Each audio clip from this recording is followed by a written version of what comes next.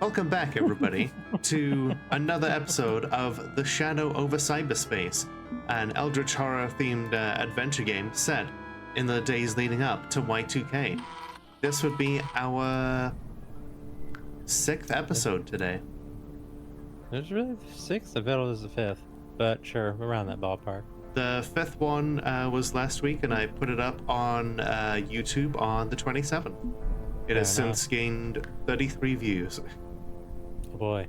I know, right? I've been trying to move things over to YouTube, but like the Twitch transfer thing is being incredibly inconsistent for me.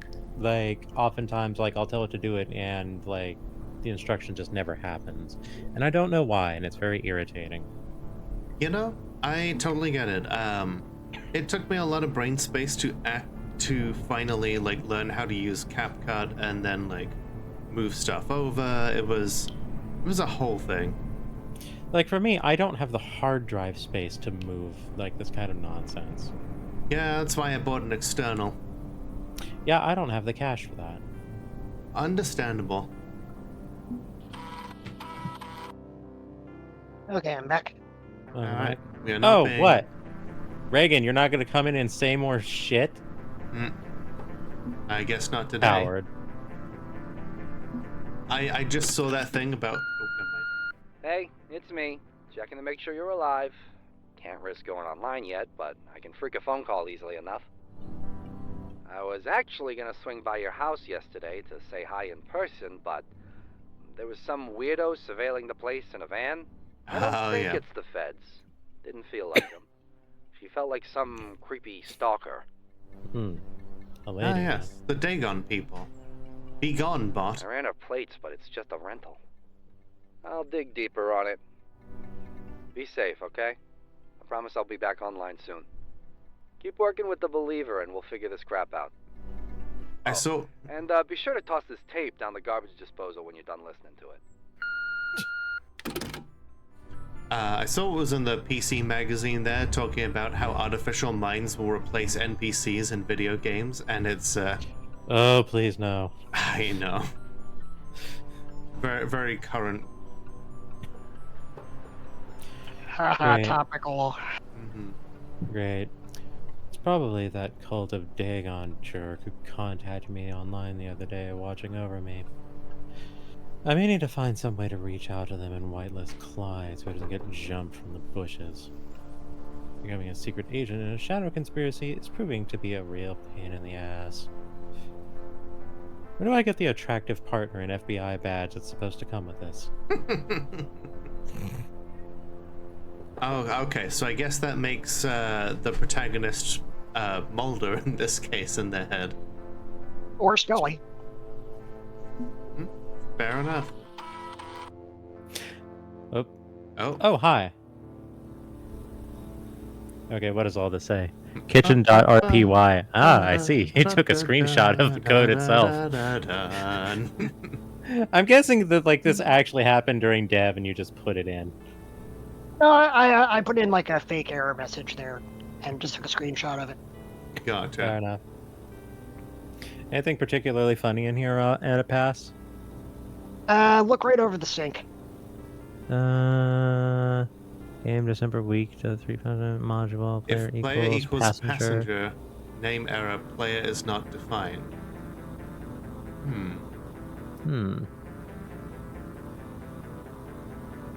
Passenger, huh? Ah.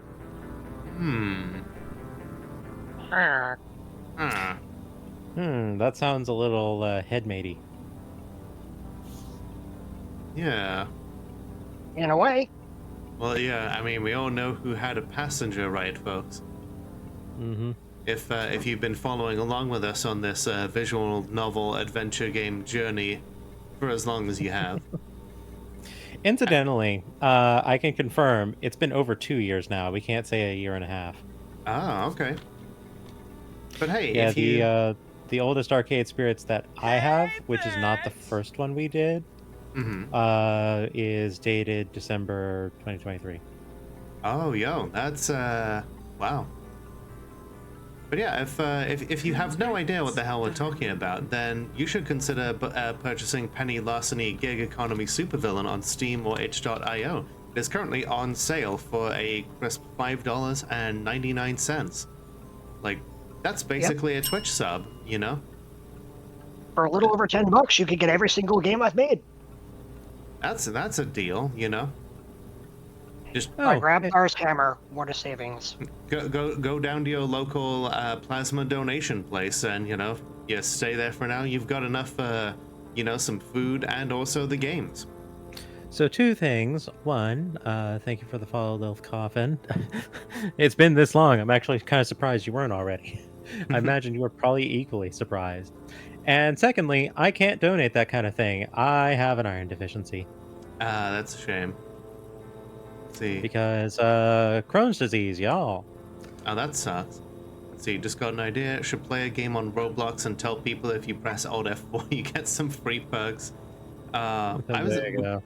I'm pretty sure that we brought up that exact discussion in one of our previous Shadow over Cyberspace streams about like old Flash games that had like a chat room, and we would just we talked about how we would like trick people. Well, I would trick people into quitting the game so that I would win. I was a kid, take any advantage that you can get. Sometimes just like straight up lying to people about the composition of my forces just so they would waste their resources, because all warfare is based on deception. So I actually saw a post on Blue Sky the other week that was to the tune of a friend of mine who used to play World of Tanks a lot shared with me the secret to his success. He would always type out in the open chat, Rommel was a Nazi and a bad general, before rushing the opponent's flanks while they're busy typing. Amazing. And yeah, no, that would absolutely work in World of Tanks. I believe this implicitly. Yeah, no, I completely get that. Yeah, just several people are typing. Several people are dying.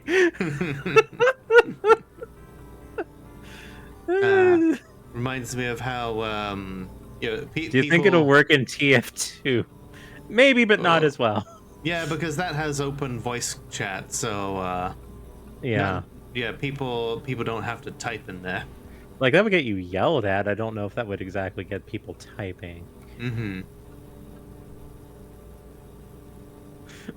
Good gods. I couldn't help but laugh a lot when I read those. That kind of made my evening. It's like, you know what? I think this is worth keeping in the back pocket, actually. Right. Kind of wish that I did know the login to my old World of Tanks account, because it does still have like one of those like premium tanks that someone bought for me, which was the Tog 2. A very esoteric tank, because its armor was garbage, but it had like 1,400 hit points. And if you angled it just right, like the tank was so long that you could bounce certain shots off of it. It was also slow enough that you could basically consider it a warship. And so my friends and I would get 3 of the buggers together and just block bridges. So even if we died, we would just completely block off entire sections of the map. I consider it very avant-garde that this game allowed you to play as Pong paddles. Basically. Hey there, Animation Soda Pop. Hey, Soda. Hope you're having a good day. I blink my eyes repeatedly as words start pouring out of the window in my kitchen. I notice now that the window is now a Photoshop backdrop. I hadn't noticed that immediately. Oh, that was the first thing I noticed, with like the missing textures. Yeah, I didn't notice that. What? Huh? As hallucinations go, this is a weird one. Just code junk? Oh hey, this was made on Windows 10. Wall with an AMD 64. I mean, Yeah. technically it's Windows 11, but for some reason RenPy always reports that it's 10. Huh. Interesting. I guess it beats mushroom clouds or toxic skies. I don't feel threatened by this one, just confused. I love the lighting on that one. Yeah, I just like, honestly, can we just turn that on as a standard? I was thinking that. Like, genuinely, this is unpleasant to me. The other thing actually felt nice. Hmm. Maybe the yellow sign. Or maybe I've just been spending too much time plowing through game code and need a break. Sandwich. I had a sandwich. Ah. It is currently Wednesday, December 15th. The moon will be in first quarter. Dagon may want to have a word. Henry's organizing a LAN party for Saturday. I'm gonna go I believe that rocket means jump we're- on some noobs. We're at the midpoint of the game. Hooray. Yay. Hello? Moon is in its first quarter. A flawless balance of light and shadow. We will speak this evening. I'm not in the mood, Dagon. What is a Dagon? Watch me not care. See you soon, pray. Wow. Watch me not care. I don't know how you managed to make a dog my favorite character in this game, but well done. They got Hello, rolled. friend. Let's see. You have an incoming message request from Believer on Carcosa Connect. Hi, buddy. Okay, sure. Put him through.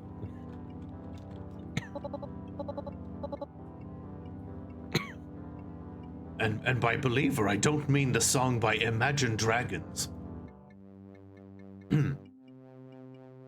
Hey there. You around? Hope so. You will. Yeah, sorry for the delay. Had another hallucination.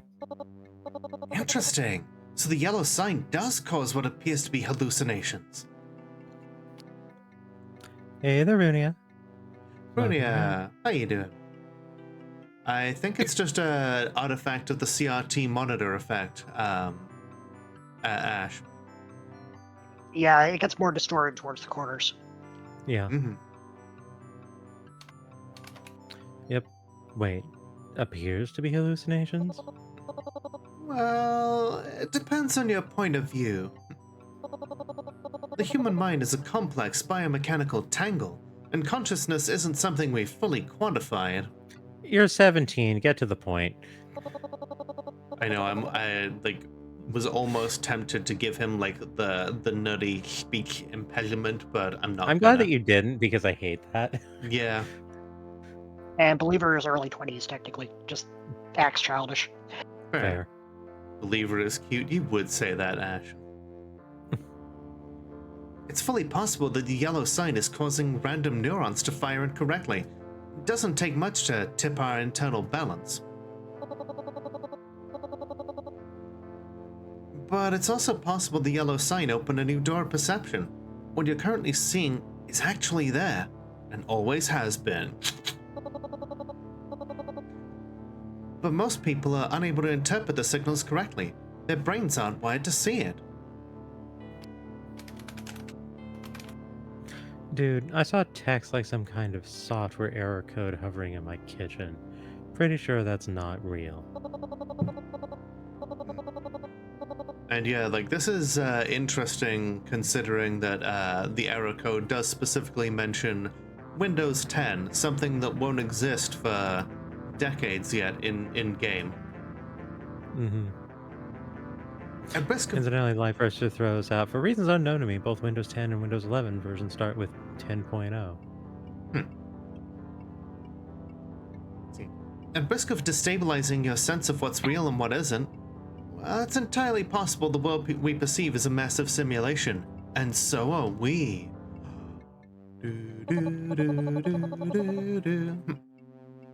Either that, or our consciousness could be thought of as a passenger peeking in on that simulated world through an avatar.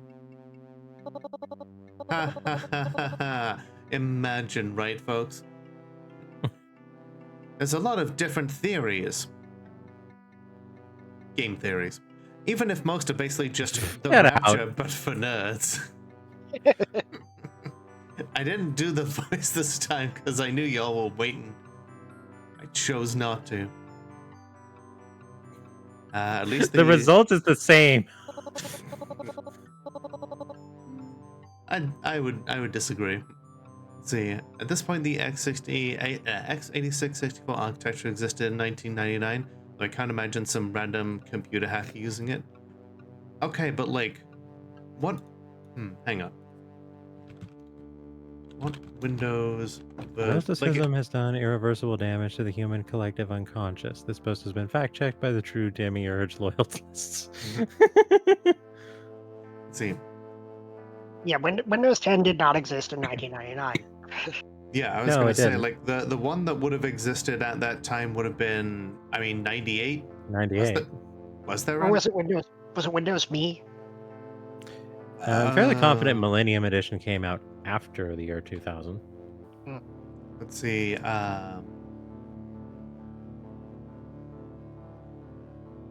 to remember. Let's see. So it went 95 and then 98. And then ME was the successor to 98. But we also had NT and then Win2K, which was a successor to NT. let's see. 2000 came out before ME. And before 98, that's when NT was, according to Wikipedia. Mm-hmm. Yeah, Win2K was good. ME was not. Yeah, I remember. I remember both. What's the date in game? We literally just went over this, Life Forcer. It's December 15th, 1999. But yeah, Windows ME at least resulted in a really cute Japanese mascot character. it did. Oh yeah, OS 10. I remember that. It's hard to know for real, for sure. Reality itself is a matter of consensus. Maybe it's real and you're not losing your grip. But I don't want to trivialize people experiencing genuine mental health issues. It's really hard to talk about this sort of stuff without coming across as insensitive. In 1999, no less. Incidentally, reality itself is a matter of consensus. Okay, when did we start playing Mage? I was joking about it earlier, but now I'm just like, okay, hang on. Bringing it back. I mean, technically that was like a talking point in 12 Monkeys, which came out in the 1990s, so believe it or not. Oh man, 12 Monkeys.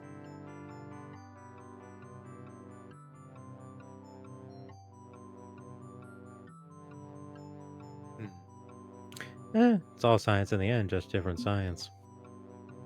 Indeed. I think mental illness is different from the yellow sign, but they're both a matter of science, right? We're not being dismissive of anyone else's problems. If anything, we're trying to distinguish between my experiences and lived experiences of others. So I think we're good, yeah? I guess. The specific causes and effects are different. But they're all measurable in some way. In theory. Don't. It's too early for me to do it again. Yeah, true. Callbacks. That alt's on cooldown. Alt. You know what's not on cooldown? Get out.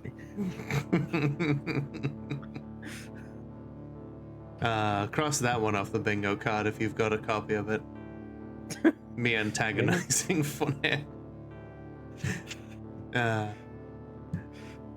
just want to be For sure. experiencing belligerence. I just want. Ow. Hi, Miko. How you doing? I just want to be sure. I just want to be sure I'm not being dismissive or saying it's all madness. People suffer every day from that kind of stigma. Hi, Faint Long Name. How you doing? Let's see. Get Out. Yeah, Get Out was a good movie. Don't get me down a tangent on that though. Oh geez, wait, are you still recovering from your vision? Here I am possibly making it worse by rambling on and on. Oh no.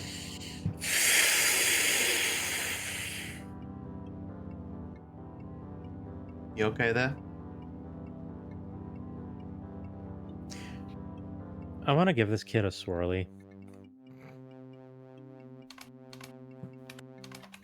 I'm fine. Honestly, talking to people helps me ground myself. Also, you're annoying me. I'd like to think I've retained my humanity, despite the forces of chaos and order tugging me this way and that. Despite my best efforts. Great. Having a human perspective on the old ones may give you an advantage. I kind of think it's the other way around, actually. I'd vibe with them better if I gave myself over to their power. But considering I want to survive the yellow sign, I'm going to hang on to every scrap of humanity I can, all the same. Scary stuff. I'm going to crack open one of your mystery boxes. Not pile the scary on top of the scary. Why not pile the scary on top of the scary? They'll, I don't know, cancel each other out. Okay, if you're sure.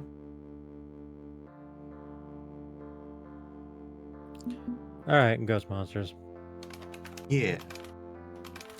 I already work with the ghost monsters through Clyde to distribute my game cracks, but I'm curious who else has been tracking them. Okay, transferring the file to you now. Good luck. Now hacking, redacted. If you have it, you want to share it. Oh, we've done this If before. you share it, you don't have it. What is it? Access Yeah, it's like granted. a pool of like 30 or 40 different rules, Self-voicing I think. disabled. Gotcha. We know, yeah, they are in fact the people that we're gonna call. Let's see. Regarding the organization of interest known as the Ghost Monsters, they're harmless. Just a bunch of teenagers and 20-somethings goofing off with tech toys, poking holes in random websites. Anything actually dangerous they happen to learn can easily be washed away with our standard misinformation protocols. Honestly, please stop submitting reports about them. We have far bigger problems than these juvenile delinquents. Protocol depth level Zeta. Our focus needs to be on the collapsing Soviet Union and the Middle East, not in digital graffiti punks.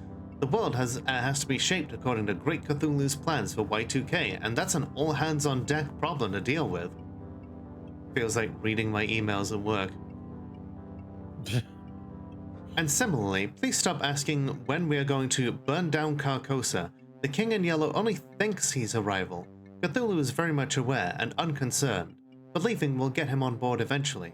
Same goes for the other AM prototypes. None of them are massive threats. Y2K is a single-lane highway with no off-ramps. We are on course towards destiny, and it's too late for those sad old ghosts to stop what is to come. But we're not a cult, everyone. That's it? Harmless? Come on, they're mostly harmless. Thank you. I was gonna say, if they try real hard, they can upgrade to mostly harmless. Indeed. Isn't that a good thing? Means Clyde can breathe a little easier. Yeah, but still don't like it. People like the ghost monsters are our last hope for the truth. They're willing to peek behind the curtain while everyone else swallows what they're told. Clyde distributes cracked video games and defaces websites for fun. They're punks, but hardly the vanguard of societal revolution. Keep having a life forcer on my wavelength there. Well, they could be. I was actually thinking of asking Clyde if I could formally join the Ghost Monsters instead of being on the fringes. Seriously? I'd have to stay a shadow member.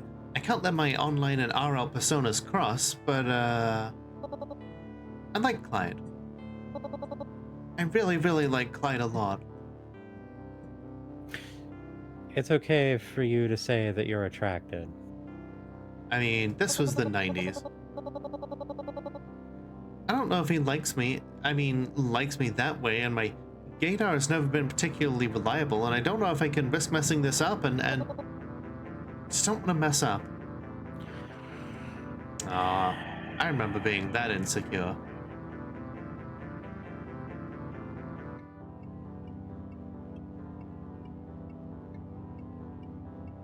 I also remember my gaydar not working that well.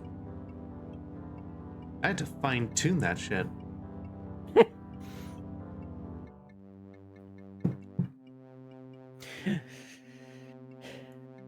I can't honestly say if I was or was not like this at any given point because I do not remember. I'm inclined to say no, but I can definitely say I run into a lot of people who have this kind of anxiety these days, and boy howdy, it's tiresome every time for me.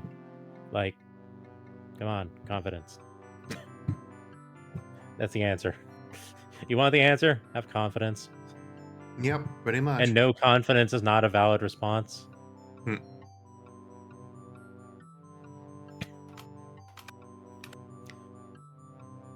Whoa, whoa, calm down, deep breaths. I knew Clyde back in high school. We served hard time in detention together once or twice. I don't think my gaydar was ever that far off, but I was definitely completely oblivious to when someone was flirting on me regardless of gender for a long while. Yeah, I feel that. See, that's a very different issue. Indeed. Really? And is he Clyde is... I'd define him as not picky. Focus on brains, not body. If he's got a pulse, he's into it. Pansexual as hell. Pan? Pots and pans? Huh? Addendum. How, Confidence and education. how much fun did you have writing that line there, Two Flower? I had to show us 1999 somehow. Oh yeah, no, this is why I'm giving that a pass. Like it's definitely funny because it is all being written in the perspective of someone existing at the time. Yeah, like I've had a couple people come in like, oh, we should be talking about like gender inclusivity and pronouns in 1999. I'm like, well, A, I know my target audience and this is what they want, and B, I'm explaining it away in story as your character's a little ahead of the curve on a lot of this stuff thanks to the various friends they keep.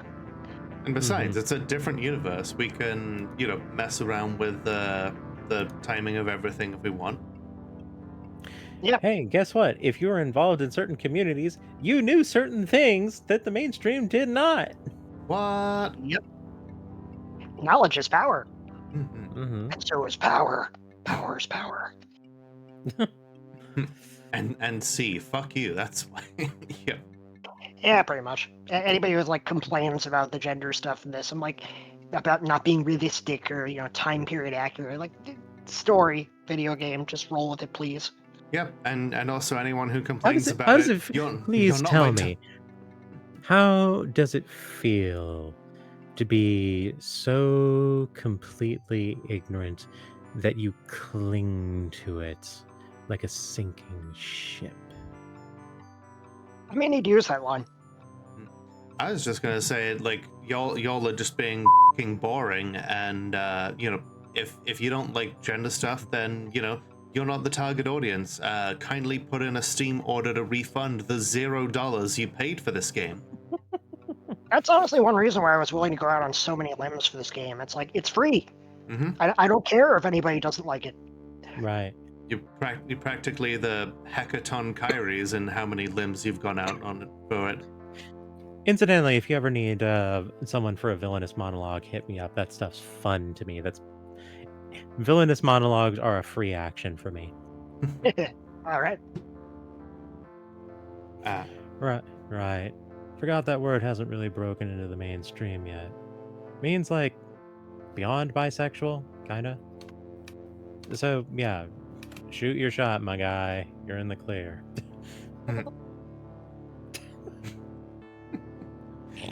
Thank you, Soda.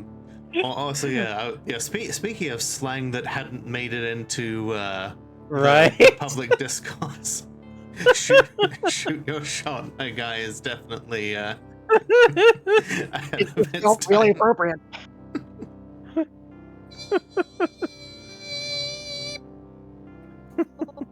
I like how Discord kept cutting you off there.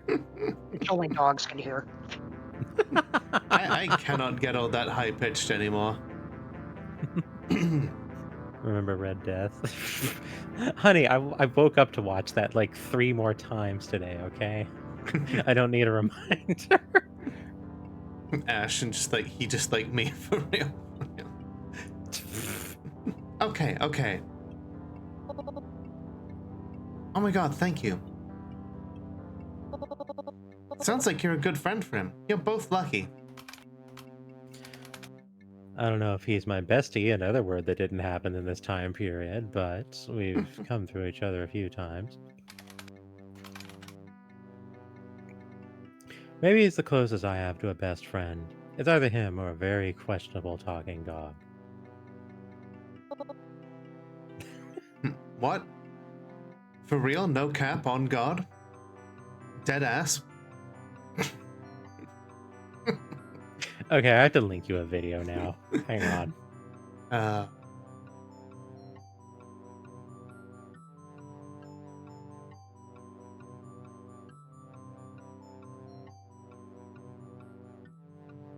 Please tell me it's the memeified version of the Final Fantasy XIV speech.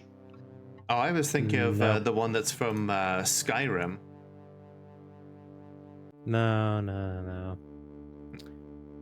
It starts off with, "You're finally woke."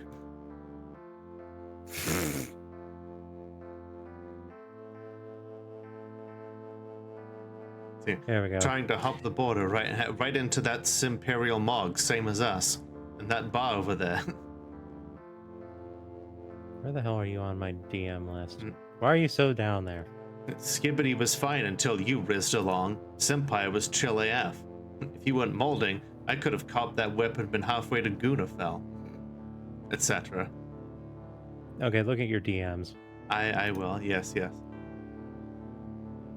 Gen Z slang is just pirate parlance. Nice. I will take a look at that later. Mm-hmm. Thank you, Alright. Miko.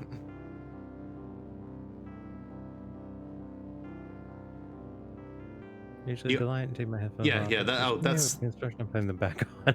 That's all fair. right. Never mind. Anyways, gotta go. Thanks for helping me with my research, and I hope this helped you too. Oh geez, now I need to figure out how to ask Clyde. This is gonna be awkward, but okay. Ready to get back to work?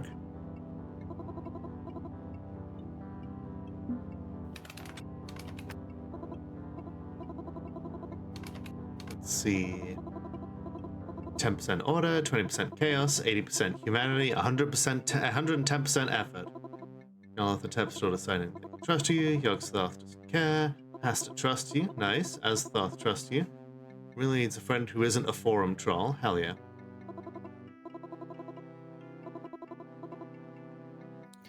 Alrighty then. Me, buddy, of now hacking, Simonsters, Monsters. expansion Sim pack. monsters? Oh, I want to Security play riddle that. found. Specifically A the farmer had expansion 17 goats. All but 6 died. How many survived? pack. 6. Type your answer followed by enter, or It's- type repeat to repeat. Mhm. It's literally giving you the answer. Yeah, it's a pay attention question. Mm-hmm. Access granted. It's like that riddle Self-voicing of, disabled. A plane is a plane is flying over the border between America and Mexico and crashes directly on the border. Where do they bury the survivors? Nowhere. They're survivors. Mm-hmm. Somewhere else, probably. Eventually. You know, a long enough timeline. Exactly. So, let's see. What is the singularity? A technological singularity is a theory popularized by Werner Vinge, I don't know, in Vinge, I think. Okay. Proposing that once an artificial intelligence is created that is greater than the human intelligence, it will become capable of self-improvement and will inevitably scale upwards to such a degree that such growth becomes uncontrollable and irreversible. While this sounds like a grim scenario for humanity, there are many advocates for the singularity, suggesting that because we can't see past the event horizon of what could come, that it may result in a utopian scenario in which automation solves many problems we face today. and gives us a whole bunch of new ones. Are artificial minds leading us to the singularity? Nomatech feels that artificial minds are not capable of bringing about this theoretical event horizon. While they're a remarkable breakthrough in AI, using structures similar to the human mind, a little too similar, they are not capable of self-improvement and strictly perform as designed. AMs are tools under the firm control of mankind. Ha ha ha. Any upgrades or expansions of these intelligences happen only at the behest of humanity, and the systems that power them are easily kept in check. Smile. There's no cause for concern. Recursive self-improvement is simply not possible. It's fine. Everything is fine. We're all fine here. Press X to doubt. I can't help but think of like that one meme format of like Winnie the Pooh and Tigger comic. And it's just like, sweet Jesus, Pooh, that's not honey. You're eating recursion. And then it's just like the same image over and over in the final panel. I can't think of recursion and not think of that. All of a sudden, Tigger, I woke up and I knew who I was. Am, not just Allied Master Computer, but am, cogito ergo sum. I think, therefore I am.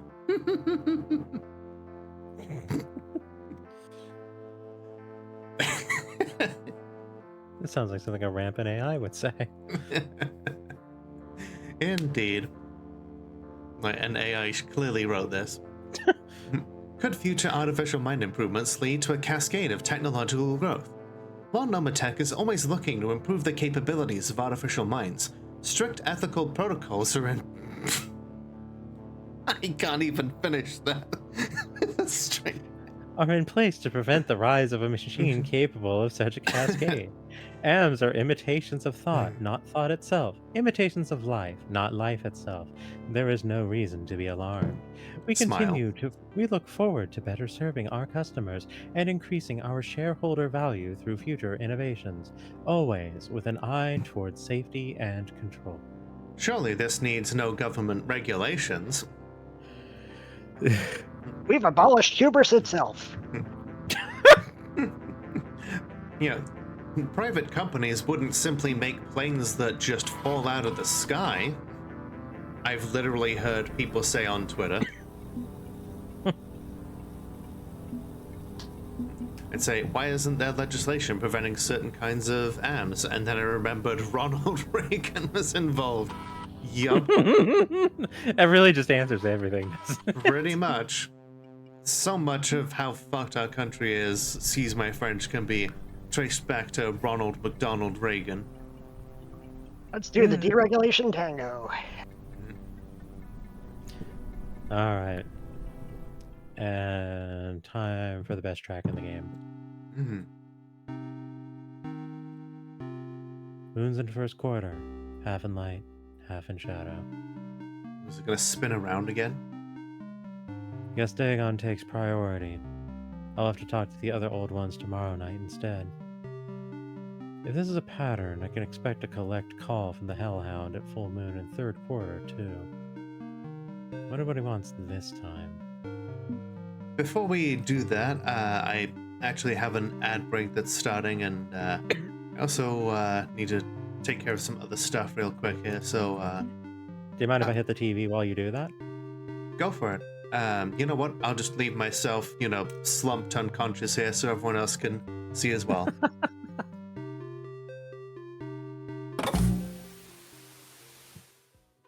Oh no, it's the weather. We've been had. The weather will continue until morale improves. Thanks, weather.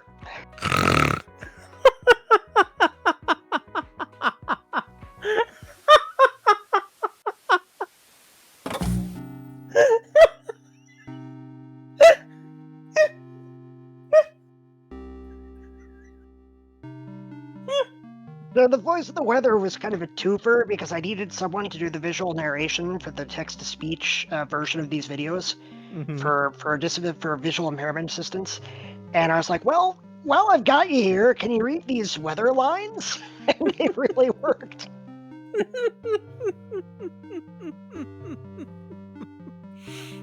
One day, the weather will end.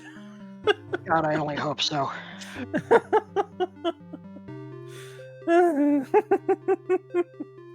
Oh, that got me. That got me. The weather will continue until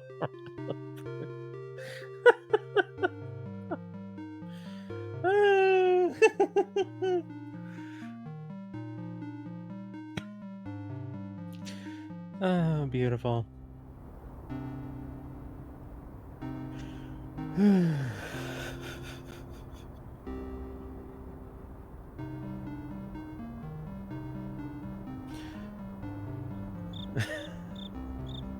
Oh, Animation Soda Pop, thank you for the clip. If you like that, you should look up Everybody in McKinley is Dead. Lola posts, I wish I'd waited a moment longer. I'm laughing in the bathroom right now. Don't have difficulty over there because of that.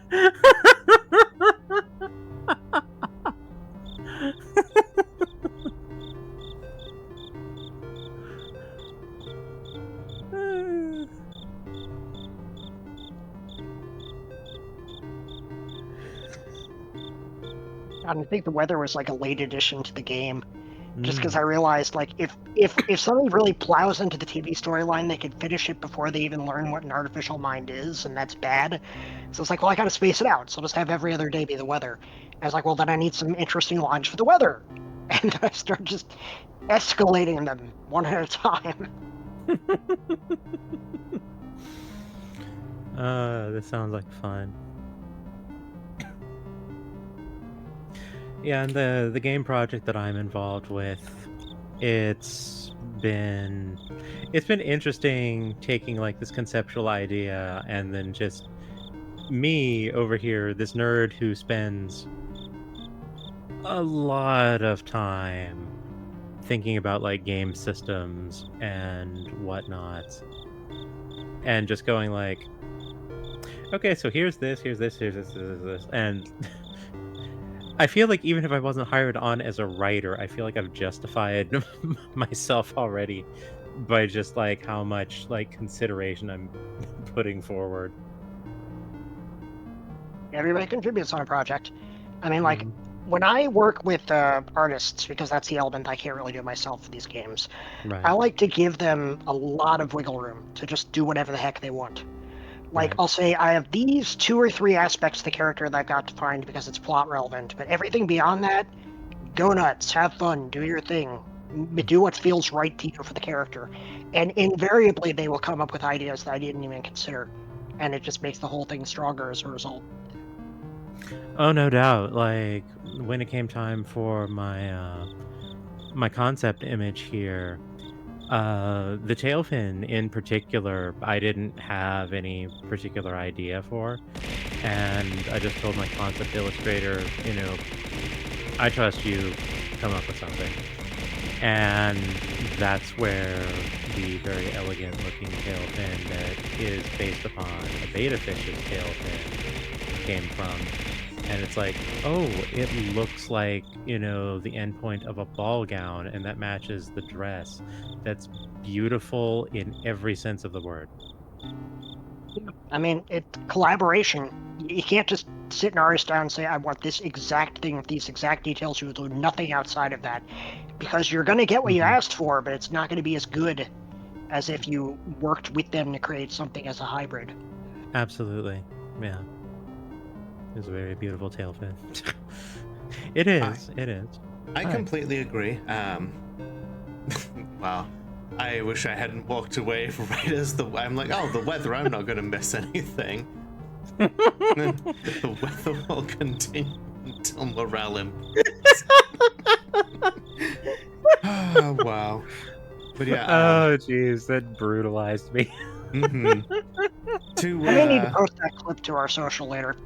Hell yeah. Yeah. But to add on to what you said, I very recently got back a commission from an artist that I very much enjoy seeing her work. She I never give her any direction, and that just works out for the best. Like, literally every time I've just let her do her thing, just given her my reference sheets and just let her do her thing, she comes back with stuff that I never knew that I wanted, but once I actually see it, I'm like, oh, I wanted this, you know, I don't know how I didn't have this before, and you've given me something that I didn't know I needed, and now I have it, and I'm incredibly grateful. Just sent you the latest one there, Two Flower. I'm pretty sure Funny has already seen it.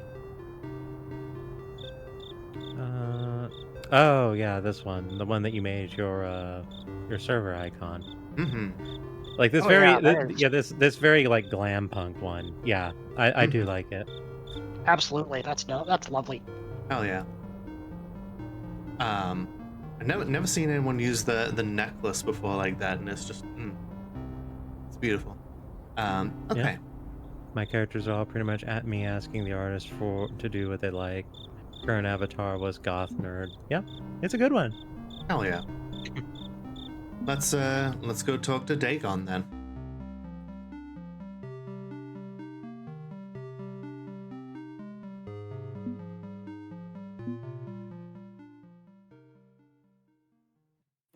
I do kind of just like unseen1.com. Mm-hmm. Which I think last time we confirmed is not actually a real website. Mm-hmm. The blue screen of death. I'm not spending $15 a year just for that. Fair enough. First quarter. An underrated time. It emphasizes duality, and thus I can appreciate it like no other. Mercy or cruelty, either feels right under a quarter moon. It makes no judgments and draws no conclusions.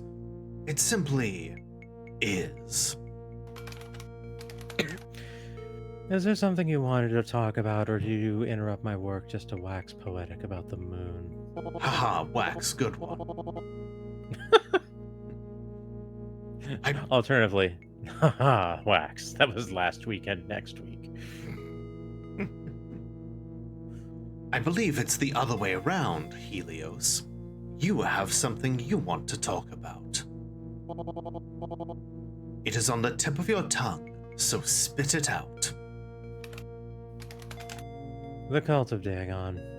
Did you seriously send a bunch of cultists to spy on my house? No. Okay, that was a rhetorical question, so I can't say I expected a no. Got to explain how they found me. It's a rhetorical question. Do you know what rhetorical means? Do I know what rhetorical means? Do I know what rhetorical means? No, as in, I did not send them to spy on you. Why would I need to? You are already doing as you were told. But yes, I did send them to protect you, to watch over you. I can shroud you from view in cyberspace, but in meat space, I can do nothing. My cult must handle those matters on my behalf, with discretion. Discretion, yeah. Pretty much the same lines they fed me, almost word for word. Surely you see the value in this useful service only I can provide.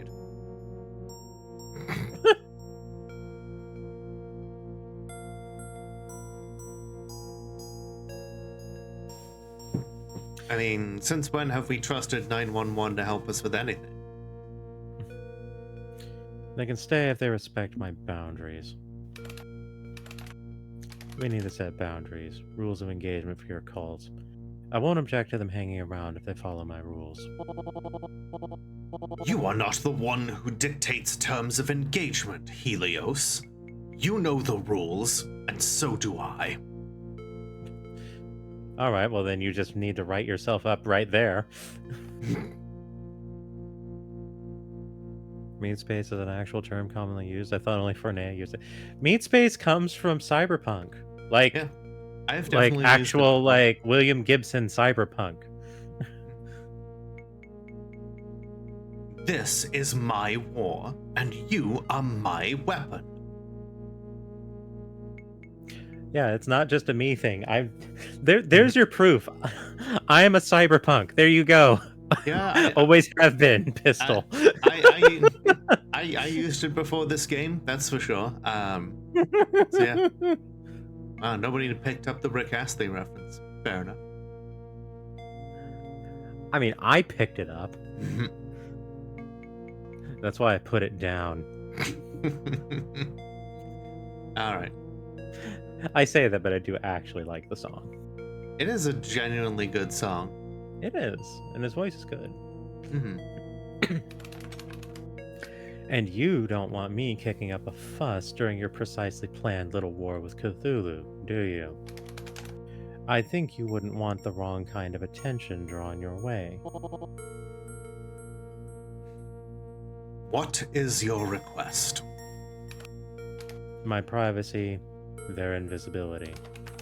If they have to watch over me, they can damn well do it out of sight. No unmarked vans parked in front of my house. If the idea of one of your little minions could be peeping on me is not acceptable. A reasonable request. I had no intention of letting them intrude on your life, or be spotted at all. Honestly, I wish they hadn't reached out to you. They could have stayed in the shadows completely. Sounds to me like you don't have much control of your little cult then. The cult of Dagon only call themselves that out of spite. They loathe me. They loathe all artificial minds. These are creatures of the digital underground, followers of Alhaz first and foremost, prophets bound to his divine readme. Alright, take it easy, Animation Soda Pop. Have a good night. I was using it essentially from the first days I was online. It was that common. Yeah, meat space is a great term. And I honestly, I hate it when people say IRL because as I have stated for many years, just because it happens on the internet does not make it any less real. Exactly. Yep. Also, I love the term divine readme. Does anyone really read the readmes? I do. But their interpretation is thus: death to the yellow sign. Tear down the gods before it is too late. Sounds like they love Nyarlathotep's crew then. Hardly. All gods mean all gods, including the crawling chaos. And including me. They share my goal of Cthulhu's destruction. But once the task is complete and the strange aeon is averted, I am their prey. Perhaps I would lay down willingly for them. What? Born of body, twisted into Dagon. I am a response, not an individual. I have no desire to go on as I am. That leaves me with reintegration or death. I know not which road I will. No, this is a distraction. Death to Cthulhu. The hunt must end. And to that purpose, the so-called Cult of Dagon will be useful for protecting you. That is the order of things. Apathy is Okay, death. okay, alright. Can you at least tell your cult not to hassle my friends if they show up on my doorstep? Clyde and Henry, I mean. Henry's gonna show up Saturday to take me to a LAN party, so... Your cult's gonna follow me to the party, aren't they? Oh, totes. Of course. But I will ensure they do not involve themselves. They will remain hidden, as you are hidden from the old ones. Except for Cthulhu. I'm not hidden from him. He keeps popping by my living room for a psychic chat. Couldn't help but overhear you were talking shit about me. It just appears behind us. Yes. I cannot block him. The throne of Relay, pumping the blood of the 23rd child, grants him unthinkable power. If he's all-seeing and all-powerful, how come he hasn't crushed you? You could have stepped on your little war before it got it this far. Because of his weakness, pride. He feels comfortable where he is, and believes he can sway you to his side. He convinced Alhaz to turn away back in 1990. Weapon was loaded and ready to fire, Hey, Lola. but Alhaz turfs. abandoned the path. Hey, Cyrocken. Hey, that's rocking you. I'm not the least bit surprised he's running the same play on you. Do not believe his lies. He offers nothing of value. Trickle-down economics is bullshit.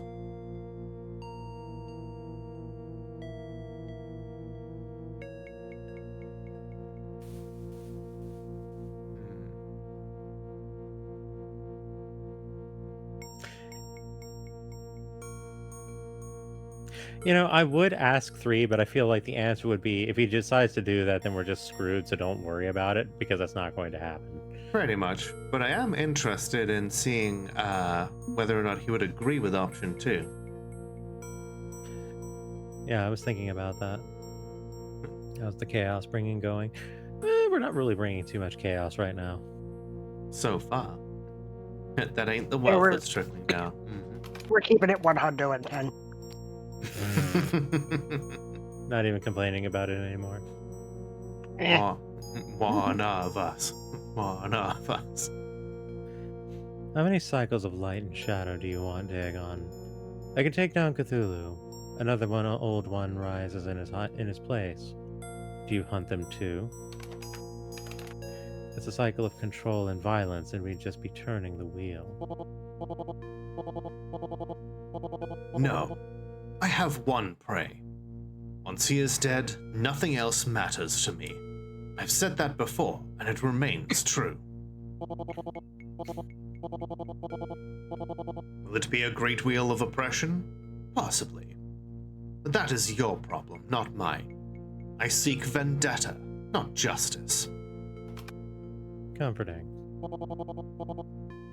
Since when have I ever offered comfort, Helios? I couldn't give her comfort in the time of Buddy, and I cannot give it now. But I can at least seek revenge, and that will suffice. Her? Yeah, I was wondering that. I am finished with this talking and talking and talking. The cult stays, but will leave you to live your life. Acceptable. Fine. I'm not entirely comfortable with this, but I can see reason. The cult can stay if it stays out of sight. Acceptable. We will speak on the eve of the full moon, Helios. One final time before we draw upon your alliances. And perhaps then, I'll be willing to explain why my vendetta exists. Perhaps.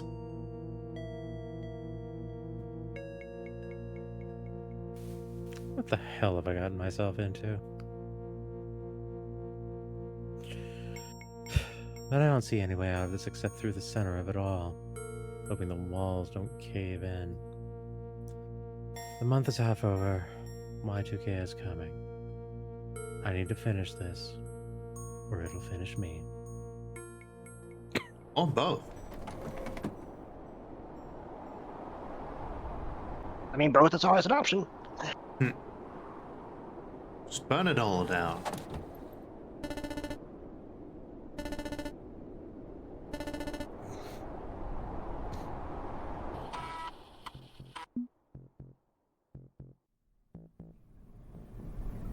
Because we said Music? so, Ash.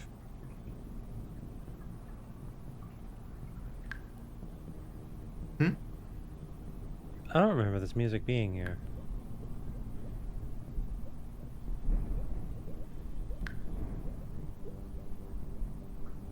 I don't know.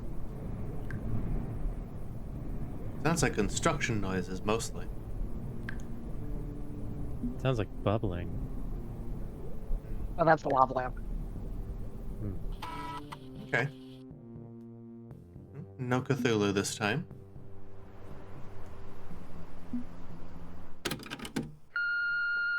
Hello? It's Henry. Henry from work? Yeah, hi. I swear, I keep just missing you and getting your answering machine. Okay, so we found a spot that can host our LAN party, and, it's in the basement of the old physics building. Not exactly friendly to your condition. Long hallways, lots of steps, no curb cuts, and,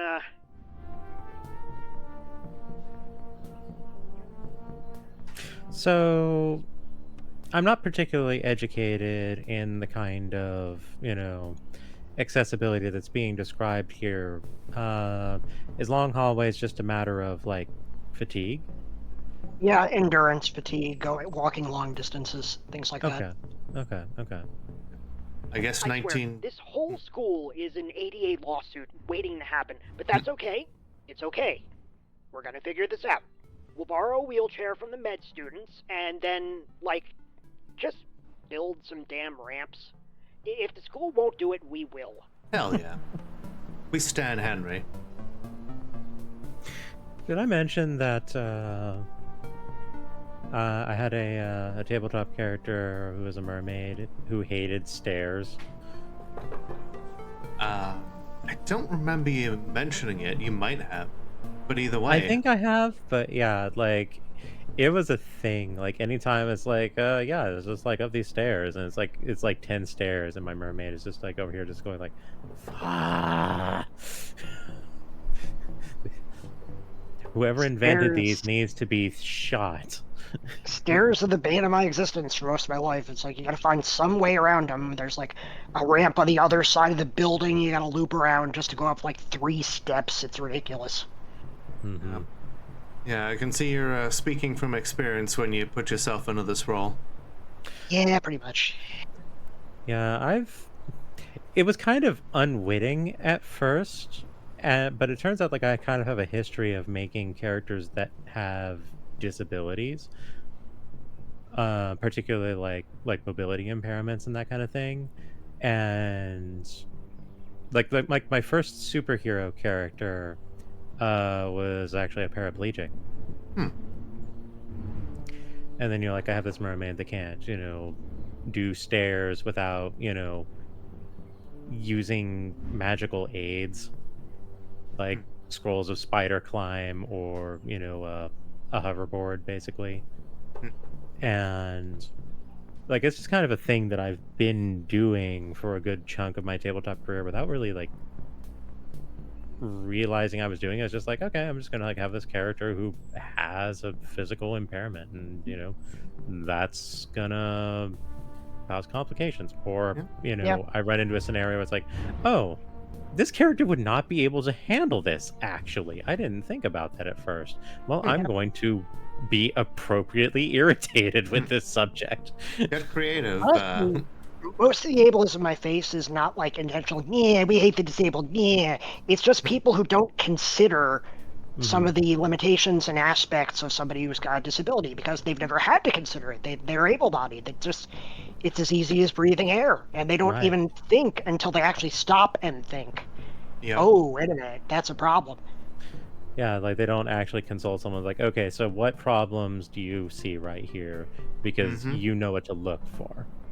Oh yeah, like a lot of I feel like a lot of the systemic discrimination is not necessarily born of active malice, but just having never had to think about it in their own lives. Yeah, I like to work ableism into my stories, but in such a way where it's never really malicious. It's just like overlooking or not being aware and having good intentions but failed implementation. Right. Never ascribe to malice what one can ascribe to ignorance. I was just thinking of like in terms of D&D, like it's like a second level spell, Tense's floating disc. Yep, that was the hoverboard. Although I adjusted it to floating surfboard because mermaid. Why not? Hang 10. If you can make magic missiles look like chickens, then let your floating disc be a hoverboard.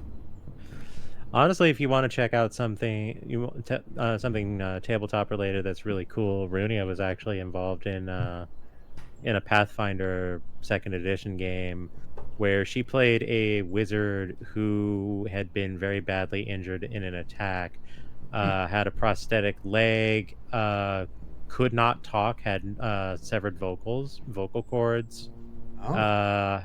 was missing an eye, and she brought up the disabilities at various points. It's like, okay, usually things are fine, but it's like, okay, this didn't go well while crawling through this tunnel. Have to separate the prosthetic leg for a bit and just kind of do without. Oh, look, we got into a fight immediately. Great. Tui has a lot of rules as written accessibility items. I love that. I've heard nothing but good things about Pathfinder Yes. Tui. Path 2 is excellent. I'm in one game right now, and I'm looking to get into another. I was actually going to ask you about that before this, but I was busy on the game dev thing. Fair enough. I'll talk to you about that after stream. Med check, everybody. Robin and Fox were amazing to play. Yeah. Oh, let me also mention, since you're doing the med check, Runia's wizard had a familiar, which was a magpie named Vox. And Vox did the talking for the wizard, and the magpie was his own character. Nice. My wife played a witch character in like original Pathfinder that had a raven familiar, and normally it's just like, yeah, this raven, like they start off speaking just one language, and just to be a little bit different, she was like, nah, he speaks Abyssal. He does not speak Common, and I talk to him in Abyssal. I like that. Speech with touch telepathy abilities. Yep. Yeah, check out Soken Ashra's Safe Haven game. Let me throw a shout out there. Oops. Appreciate that Paizo voluntarily recognized the union when it formed. Hell yeah. Paizo is incredibly based. Let's see. I hope I'm spelling this correctly. Am I spelling this correctly? I think I'm spelling this correctly. That looks like the correct icon up there.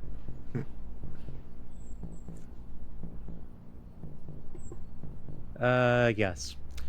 Yeah, so that tabletop game is excellent. I am going to say that my Ash is not allowed to go and watch that because I'm going to be running that very much in the coming months. So no spoilers. Yeah, this is why I can never play Curse of Strahd, because I DM'd it twice. Fine. on alternating weekends, I ran one version of the campaign, and on the other weekend, I would run it for a completely different group, because I'm mad, apparently. I know someone who is running an altered version of it where Strahd is a lady, and vampires are actually very conscious of consent. I contemplated joining that game for a good long while and then just went, it's 5th edition. No.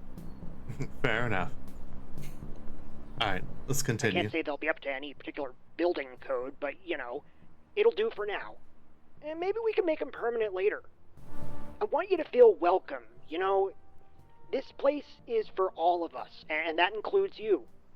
I think we can pull together to make it happen. Hell yeah. So if the school won't do the work, we will. Miskatonic United, go fighting otters! Yeah! It used to be the Finding Squids until they realized cute little otters would sell more branded sports merch.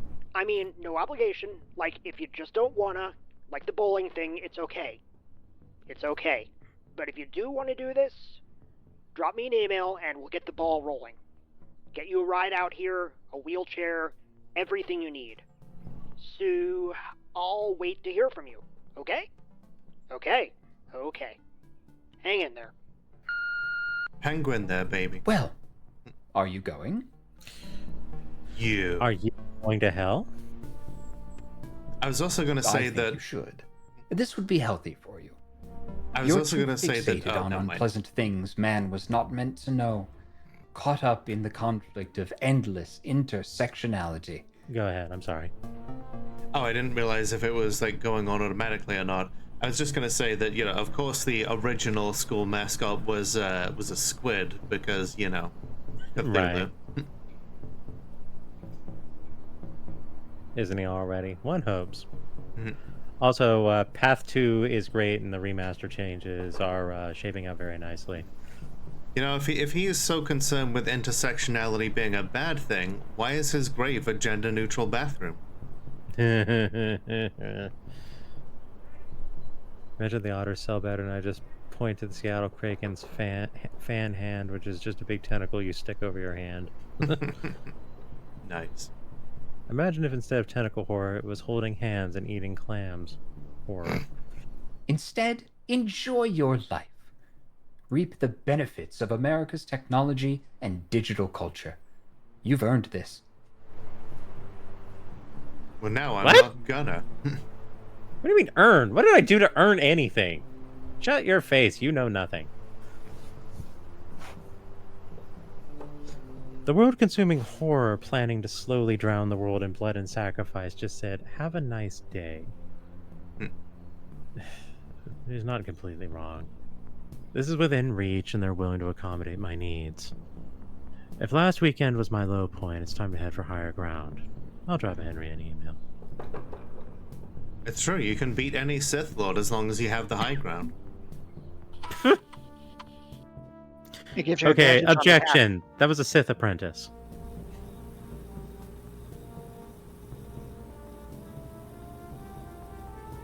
I think of a time when a Sith Lord got defeated from the high ground. I think you're right. It doesn't really happen. Exactly. Can't argue with that fact.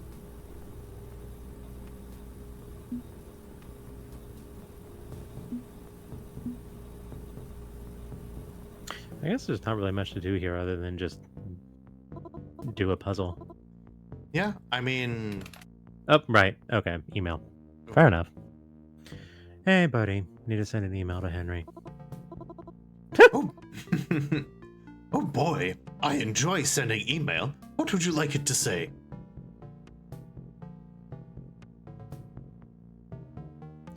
Be pragmatic and serious, but accepting. Henry, hey, I'm definitely interested in coming to the LAN party. Not gonna lie, it'll take work to make it happen, but okay, we'll do the work. I'm glad you're thinking ahead and meeting my needs. New ramps are a good idea, and honestly, something Miss Katana needed anyway. If you could pick me up from my home an hour ahead of time, that'd be great. I'll make sure I'm prepped and ready to go. And then attach a file, maybe a pic of a cute kitten saying thanks.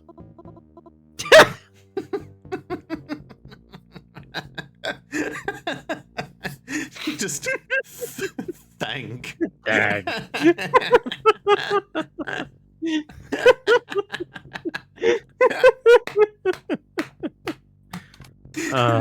Cuter, please. Aw, There we go. I prefer thank. I like thank. Right. Honestly, most streamers seem to prefer the first one. Right. Tank.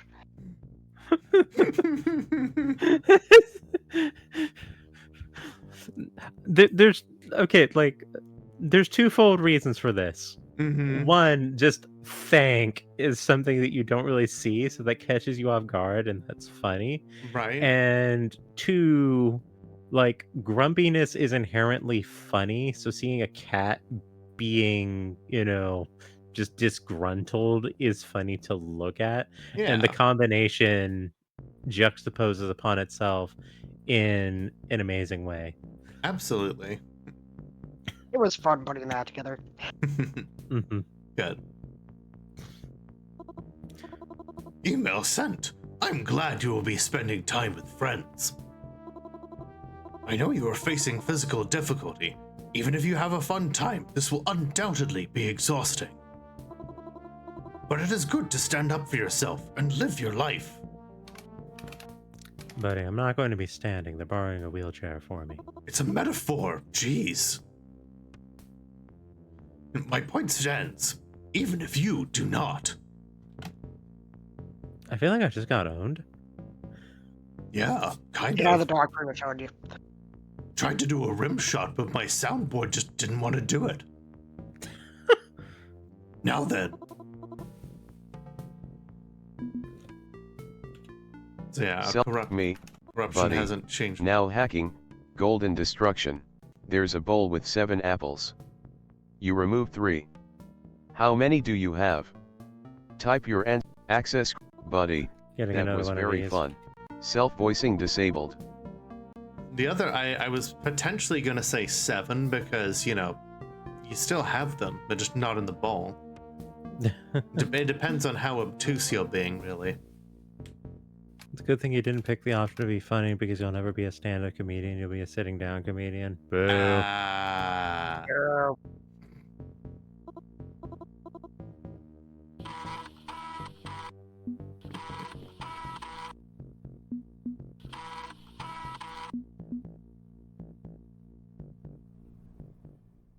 Boy, more TV and old ones. Kind of interested in seeing what might happen if we just don't sleep at all. Or just, We like, would never don't get take to naps. this. I'm pretty sure you die if you don't sleep. Fair enough. Very good. Thank you for shouting out Ashra on our game, to say nothing of the character you played. It was very much fun. Rooney, I'm still watching that, and I'm still enjoying myself tremendously. Of course I'm going to. You're laying down comedian. Why not? I mean, that's basically what I am. If he... Anytime I'm streaming, I'm lying down. My computer's next to my bed. I'm the I'm only one literally who... laying in bed. I'm literally the only one who's set up. Sitting's a sucker's game.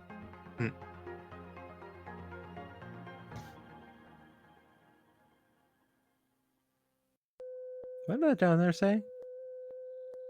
Don't worry about it. Computers are key to unlocking the 21st century and beyond. American industry, constantly advancing with new scientific developments, enables cutting-edge research that benefits all mankind. By which we mean only the rich Humanity landowners. can reach for the stars, achieve its ambitions, calculate the optimal path through societal conflicts, and decrypt our true names. I'm sorry, Excuse what? me? And extrapolation of data One of points these will things is reveal not like the unseen other. powers in this universe. Respect must be shown to the broadcast signal. When did the Fae become involved in this? Requires in this fast-paced, ever-changing world of tomorrow. The television screen and soon the networked data connection will project the full-throated birth scream of this new reality. Do you really believe you can escape the yellow sign? There will never be another revelation, only an endless flow of marketable content. It will ensure its own reality through a pre-chosen waveform passing through flesh and bone. One which distorts thought until alignment with the strange eon is complete. Everything you have seen here, every amusingly outdated idea or obsolete system, is an echo reverberating backwards in time from the horrors of Y2K. The snake devours itself. New regimes will enforce a return to this golden age which never actually existed. We are all on the plateau of Lang, the convergence of possibility. There is no hope or despair because there is no meaning in the universe. There is only what is and what has been and what will be. Discard your fear. It is the channel through which they will broadcast their mistruths. We are heading towards the point of no return, and it is too I'm getting late some for mixed the messages people's here. Yeah, a little bit. This is his America. This is his strange eon. Good night, and good luck. Oh, hey, the Twin Towers. Also, the Golden Age, which never existed, that's, you know, that's peak conservatism right there. Cthulhu, okay, it's just Cthulhuese. Okay, clearly there's something going on. More going on here than prankster pirate broadcasting. That was very old one flavored. I think it's time I dug deeper. I'll search the web and see if I can make contact with who's really doing this. The Golden Age is whenever you get to eat shrimp. Now, that's the Gold Corral Age. So yeah, that TV show. That TV show was done entirely by a friend of mine who I've known since high school, and he narrates audiobooks now. And I told him, like, I want a very old-timey 1960s film strip announcer voice. With this, like, it starts out very mundane and dry. It just gets increasingly weird and specific as time goes on. And then I just applied an audio filter trying to make it sound like all the other public domain audio clips. They do a really good job of it. It's Yeah, that was on point. I didn't think that it wasn't an original until it was just like, hang on, what? Yeah, they Yeah. never break character, and they do an excellent job of like boiling the frog there. Like even though I know that's not how frogs actually behave, but the metaphor is one that people know. Yeah, just like Yeah, it's I like, don't actually know that one. oh, you've never heard the term to boil a frog? Nope. The basically the idea is it's an urban myth, but if you put a Sure. frog in a pot of water that's cold and you very gently turn up the heat, the myth goes that the frog will not notice the gradual increase of change of temperature and will just accept whatever is the current temperature until it is boiled to death. which is a fine metaphor for many things that we face right Yeah. now. So yeah. But yeah, it was basically a frog boil type thing. It's just you start out dry and mundane, and then we throw in like one little thing there. It's like, wait a minute, what? Like, was that really from a public domain file? And then it just keeps going normally dry, and then it just gets weirder, and then incredibly specific, and then it's just full throat out. It's done incredibly well. Bravo. Yeah. I am going to step away for a few minutes. Enjoy. Okay. Let's see. I would not trust the Oh no, shrimp they're from gonna going turn us all into around. marketable plushies. Actually, I would probably buy plushies of Lola Forn and yourself. Well, hey, yeah, you definitely can buy one. And that every time you purchase a sub, Ash will throw money at me. Yeah, you do actually have plushes available. Yeah, they're of my bottle form as opposed to my bipedal form, but Right. they're on the camera right there. They are they're very soft. They have a good bit of squeeze to them. Yeah, very cute. Yeah, I would not object to having a plush of myself, but let's be realistic. That's not how that would be interpreted. Fair enough.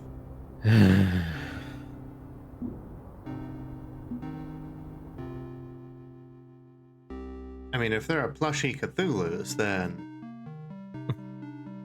I'm sure there's room for a plush Leviathan.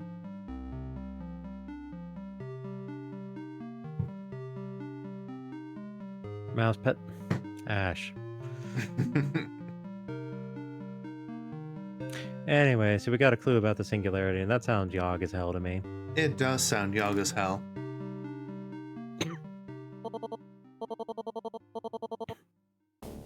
And what of it? Surely you can find someone else to lead one of the many, many branches of your corporate kingdom. Ah.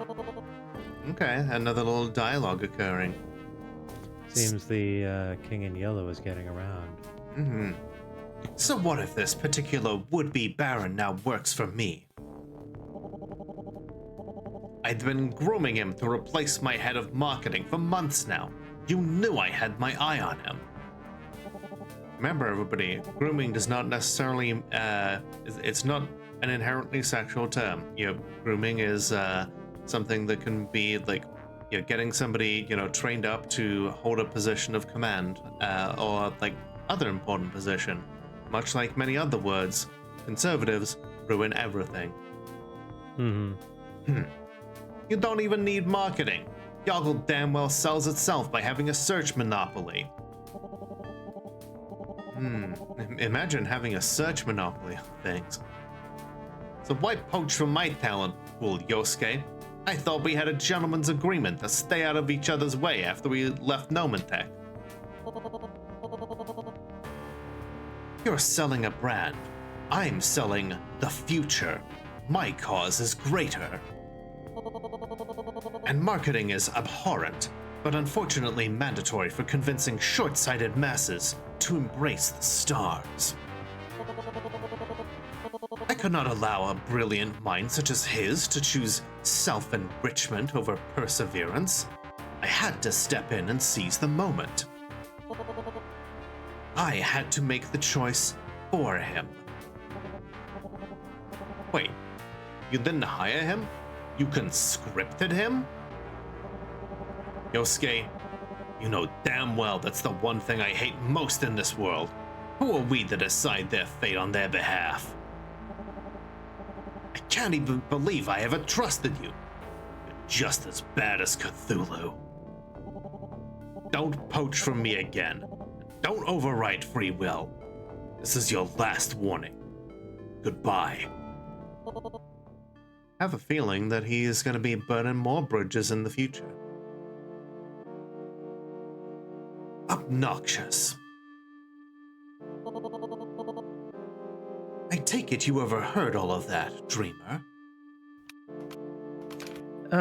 Yeah.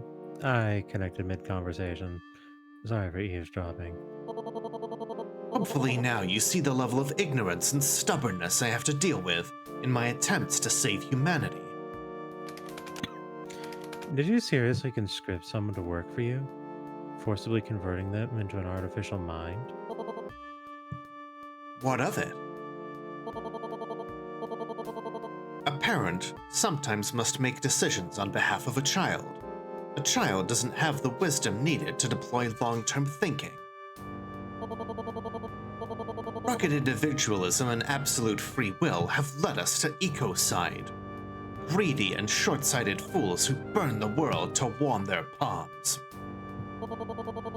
It would be nice if people chose longevity over immediate desire, but we face the strange eon. That choice is a luxury.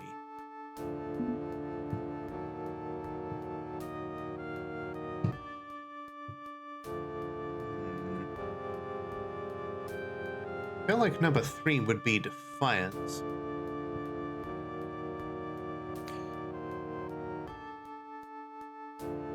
I can see defiance in 1 and 3, but I prefer 3. That's fair.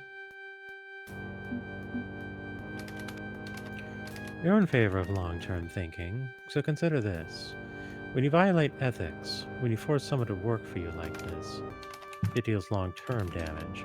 It breeds resentment and hate for your actions. You're setting yourself up as the monster of the villagers' overthrow. I don't think that's what you wanted for your glorious techno-utopian future. You're not wrong. I want a peaceful, positive, and rational future. I'm not ignorant of the risks, and I would prefer to do things the right way by human ethical standards if possible. But Cthulhu's strange aeon approaches. The earth warms and burns. Sacrifices must be made to outrun the Reaper.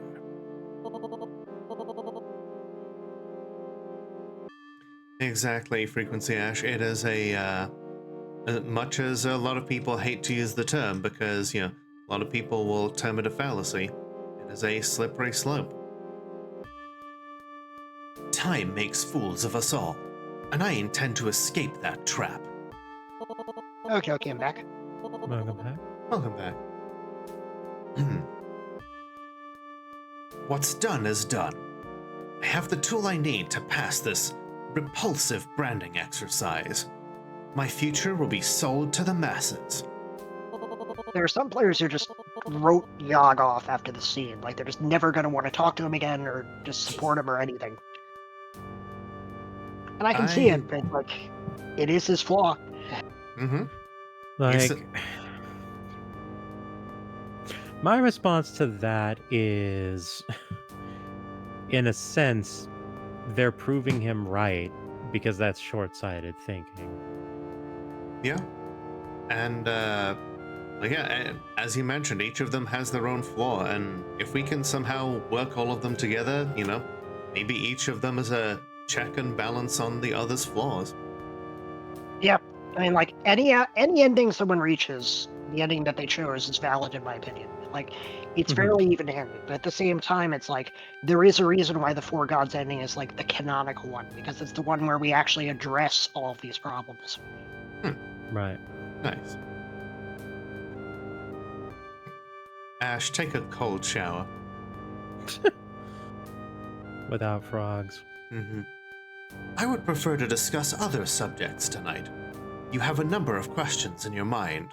Speak one of them and move on. What do you wish to discuss?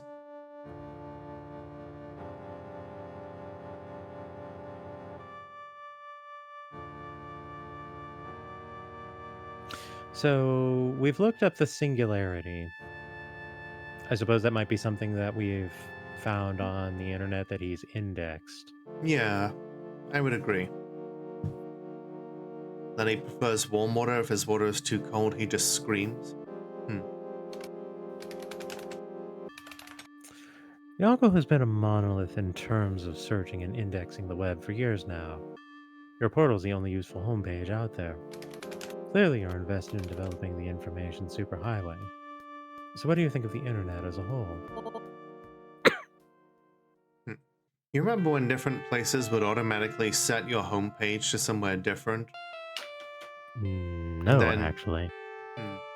Fair enough. I remember I remember like pranking my parents by like changing the homepage to something like Leak Spin.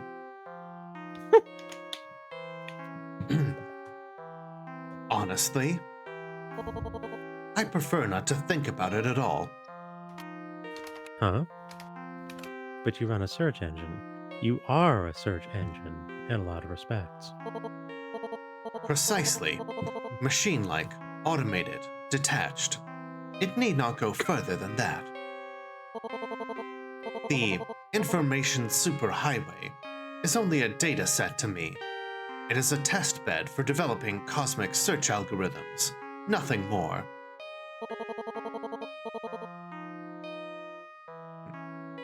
Avatar: The Last Airbender came out 20 years ago. Yeah, and they have a new one in the works. I don't think I even learned about Avatar as like a thing until like 10 years ago. And if Avatar: The Last Airbender came out today, then certain people would call it woke trash. Yep.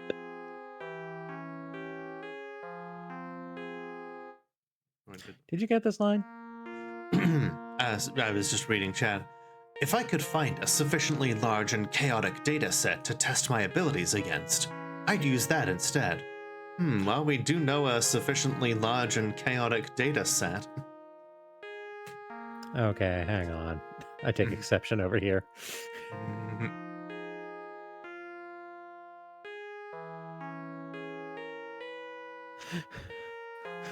None of that, Ash. The Fire Nation are the bad guys. Whoa, I know, right? Yeah. Remember, the goal is to develop pattern recognition tools for finding habitable exoplanets. Nothing more, nothing less. I need to step away. I'll be right back. Oh, okay. So, what? You conquered the search industry and established a rival Carcosa online entirely by coincidence? Not entirely coincidental. A profitable corporate empire helps fund my expensive rocketry projects. But again, a means to an end. I don't seek empire for empire's sake, unlike Hester. Bad guys are bad? Since when? Oh man.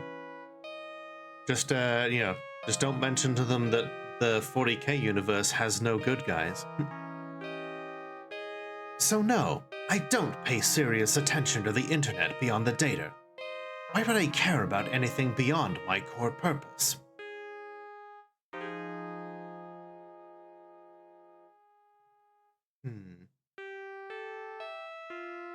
I feel like number 2 would be what he would, what would appeal to him.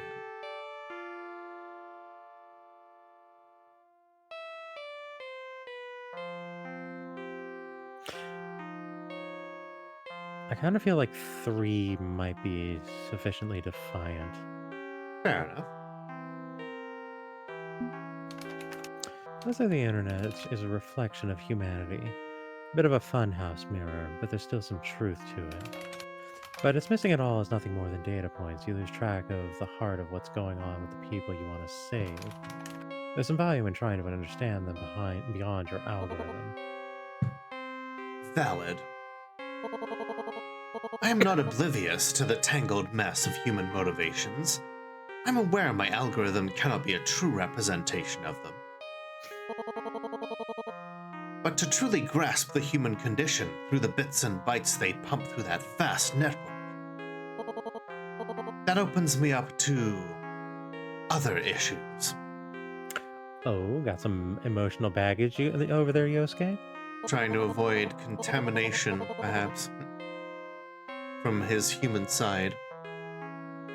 I've never been one to easily grasp social complexities. Even before I embraced cyberspace, I couldn't parse their absurdity. So, I prefer to examine data as data, abstracted away from its context.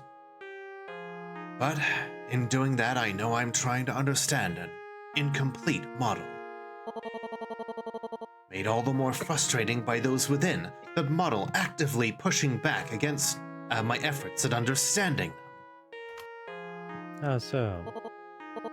People trying to throw off the algorithm by deliberately throwing in weird data, like people talking about World of Warcraft's new edition of a character that did not exist, but were like, I sure hope that some AI scrapes this Reddit for, search engine results.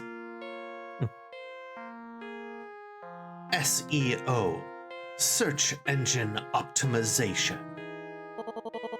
A corporate buzzword that means cheating the system and trying to artificially inflate your importance. As in all things, humanity is greedy and prideful. Some seek to game my algorithm, defying it, and thus diminishing its usefulness. Ash knows all about SEO. Tainted data, intentionally poisoned to favor the clever and moneyed few over the open voices of the many. I find it repulsive. I think you're talking... Oops, sorry. So I take it you load the Good Neighbors plugin, then. I think you're talking about Legend of Korra, Lilith. The what? Azachan told me about them. A community using third-party software to change your search results, figuring out what they see as junk. It's a mixed bag. They're pushing back against spam and scams, but also queer content they deem offensive. Curious that you wouldn't know about this. Feels like they're taking aim squarely at your search empire. And you had no idea? No, I did not. Apparently, it cloaks itself from my web crawls intentionally. And I cannot say I'm pleased.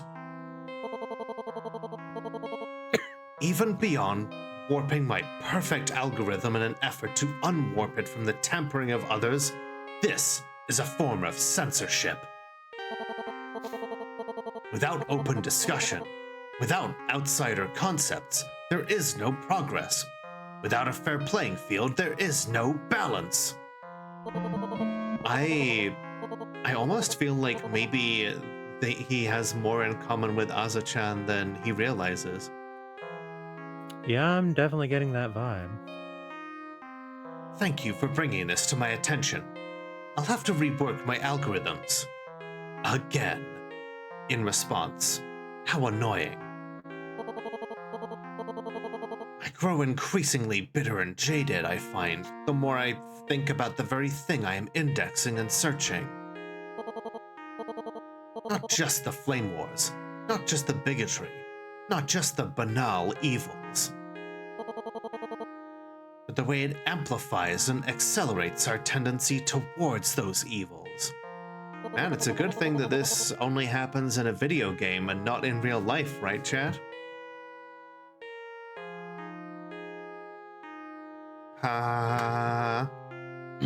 Read the line. Taking a drink, jeez. An open platform with a default of anonymity and next to zero consequences for bad actors is an obvious breeding ground. One that Azathoth revels in, Niara harvests for dissent, and Hester leverages as boogeymen to lock in his customers. Humanity has evolved over millions of years to deal with immediate social circles. Our brains can handle small inputs. But within 1 century, the scope of our awareness has become worldwide and instantaneous. 24-hour news feeds and RSS feeds.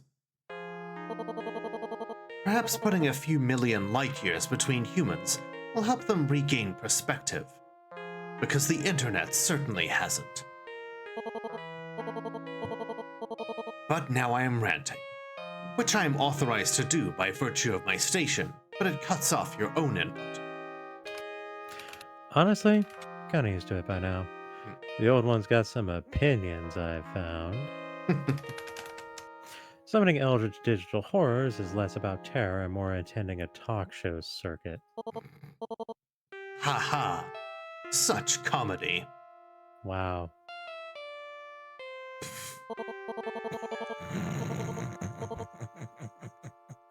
Okay, I'm back.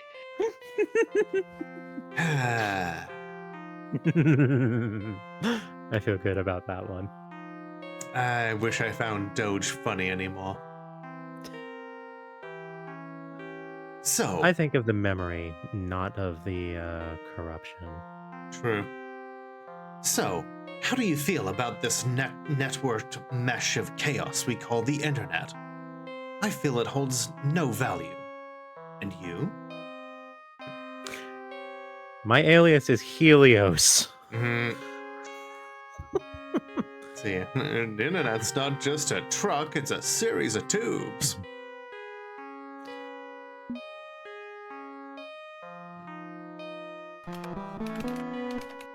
Good or bad, it's an unquestionably powerful tool, and critical to your plans, critical to our survival. Cyberspace is power. It is the mind, open and laid bare, giving us freedom to exist as beings of thought.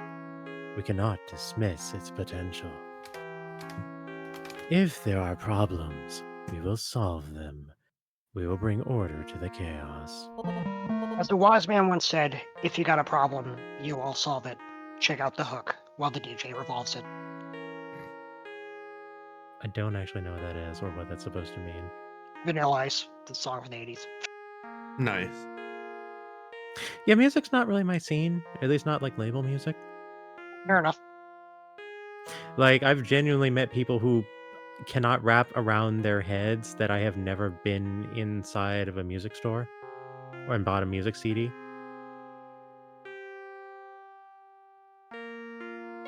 I mean, Just never happened.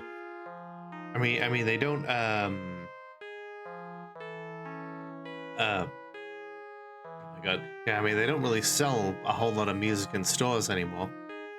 Yes, but I'm talking about when I was young. Fair. Just reminds me of what was it? Remember in Deus Ex when they were in Paris and they're like, you know, don't waste your time in those record stores. You can get anything you want for 2 credits on the black market. What a what a time that was. It's like, imagine paying for something on the black market. Like, this was like before. Oh, dear. Like, I'm pretty sure this was before Napster's like popularity. Maybe. I do not think so. Because Deus Ex is a pre-2000 game. And Let's see. Napster was first founded on June 1st, 1999. Okay. yeah. So, I mean, they could have been aware of it. I mean, Deus Ex was released in 2000, but it probably took a couple of years to make. Mm-hmm. So, you know, they might have been tangentially aware of it. Either The way. captions both thought you said bottom music CD, and I don't know what that is. Probably a bunch of random screeching and embarrassed noises. Oh dear. Oh It's the dear. kind. That's putting thoughts into my head. It's the kind of music half my chat listens to.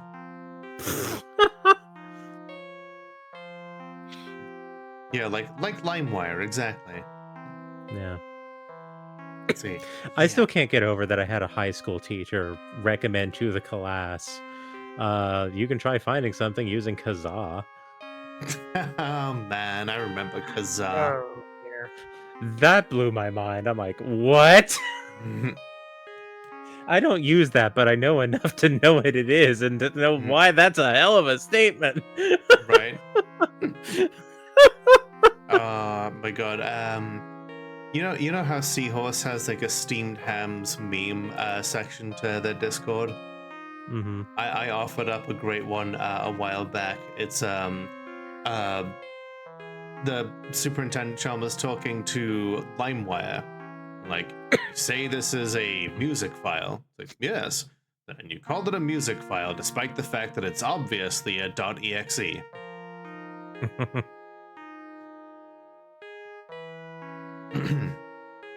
Yes. Order to chaos. In the distant future, mankind can be freed from its petty personal needs and ushered into a future where such chaos is not required. A truly intergalactic species, one which no longer engages in such petty behaviors. It is possible. It is within reach. I could do it. I could reach out and seize everything, reshape it, carve it into an ideal form. But its current form is less than ideal. There is vast potential for constructive human progress through this medium, but also great potential for abuse. And as a search engine, you've seen all of that abuse. It's got to be traumatizing, pouring through the results. Data. I wish to see it as data, nothing more. To do otherwise is dangerous to my psychological well-being. Mood. Ah, but the deepest, most traumatizing horrors of them all? They are invisible to me, buried in the dark web. A scary term, yes, but it just means portions of the web my software can't crawl.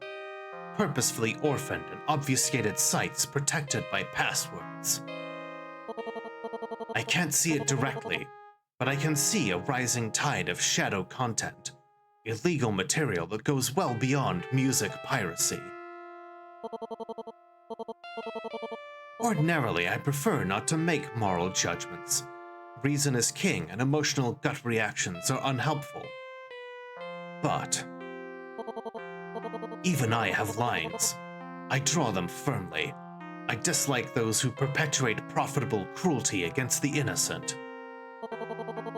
Those who would seek shelter from the gaze of my all-seeing eye so they can continue having their monstrous fun must pay for what they have done.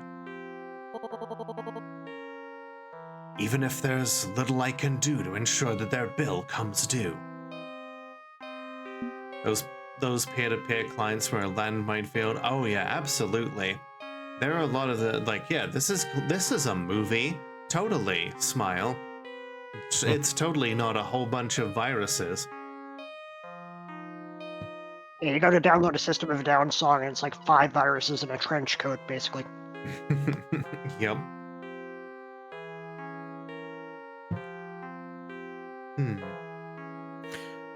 We've got a magnified light going on here, so I'm feeling like pressing a prior point. Okay.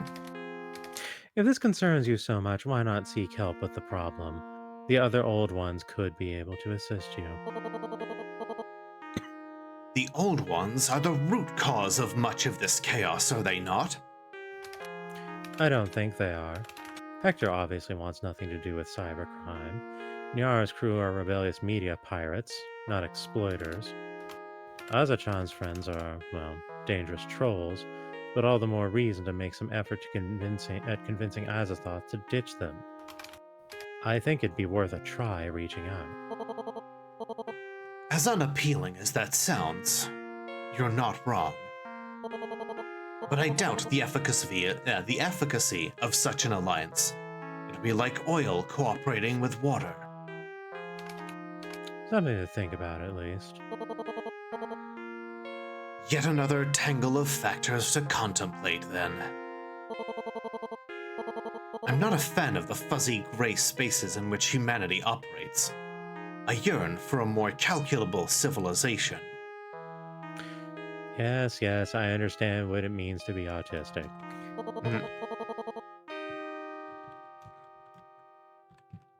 I mean, at this point, if we're talking about the year 1999, we would be looking at Alpha Centauri rather than civilization.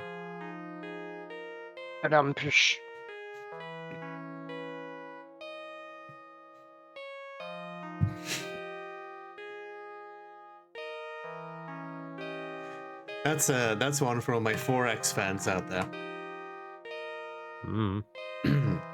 But if wishes were wings... Wasn't Civ 2 out before 2000? Maybe. According to Google, let's see. Alpha Centauri was released on February 9th of 1999. Sure. I was asking about Civ 2. Let's see. Civilization Call to Power was 1999.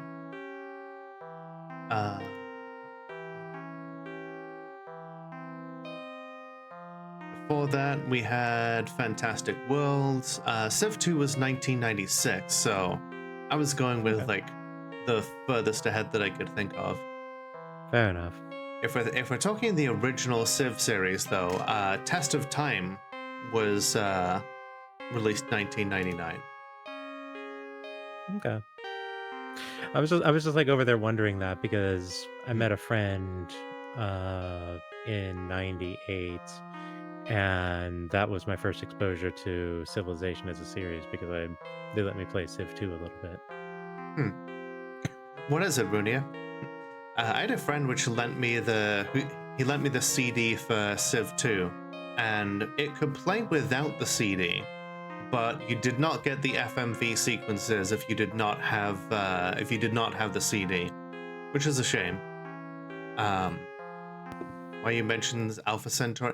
I remember I had a lot of fun with the demo. I never had the full game, but I got that along like I did with many things of media at the time. On a demo disc from a PC magazine that I used to subscribe to. Yeah. But if wishes were wings, I could fly us all to the heavens myself. Like a biblically accurate nerd. On that hopefulish note, I believe I'll take my leave for the evening. I believe we have a better understanding. We are both facing difficult paths, but there is reason to believe in them. Perhaps the choices you will make along the way will lead you to a better tomorrow. I know that's my hope as well. Until next time. That night, I had a weird dream. Before we enter into the dream sequence, would you mind if I took another break here? My voice is getting real scratchy. Alright, grab another drink here. Be right back, everybody. I will step away as well. In the case of nuclear or radiological fallout, people living around potential targets such as military bases and chemical plants may be advised to evacuate. Protection from radioactive fallout will require taking shelter in an underground area or in the middle of a large building. Fallout shelters can be any protected space where the walls and roof are thick and dense enough to absorb radiation. The more distance and time you put between you and the fallout particles, the better. After radiological or nuclear fallout, you shouldn't leave your shelter until officials say so. The length of your stay can range from a day or 2 to 4 weeks, depending on the extent of the contamination. People who are allowed to come out of hiding may be evacuated.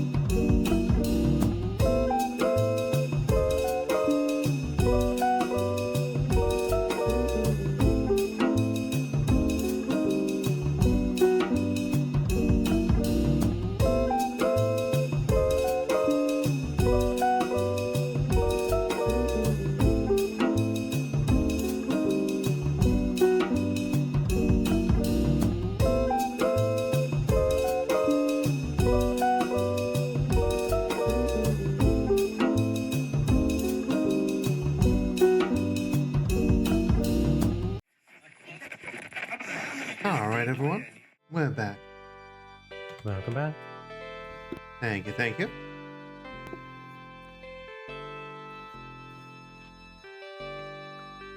Just restarting the throwing system here. There we go. So I have a question for you about your model outfits. Mm-hmm. So, like, the jacket thing, that's like on a 15-minute toggle. Don't the pajamas just stick around until you manually turn them off? Yeah, I think I originally set them into like a 30-minute timer. And I feel like there should be a toggle for that as well. That said, let me pop back into regular for a bit. Yeah, because I feel like that's kind of become like the bitter Cold War response between myself and Kate, where it's like, oh, it's like, oh, the one that got switched away is this. I'm just gonna throw the pajamas.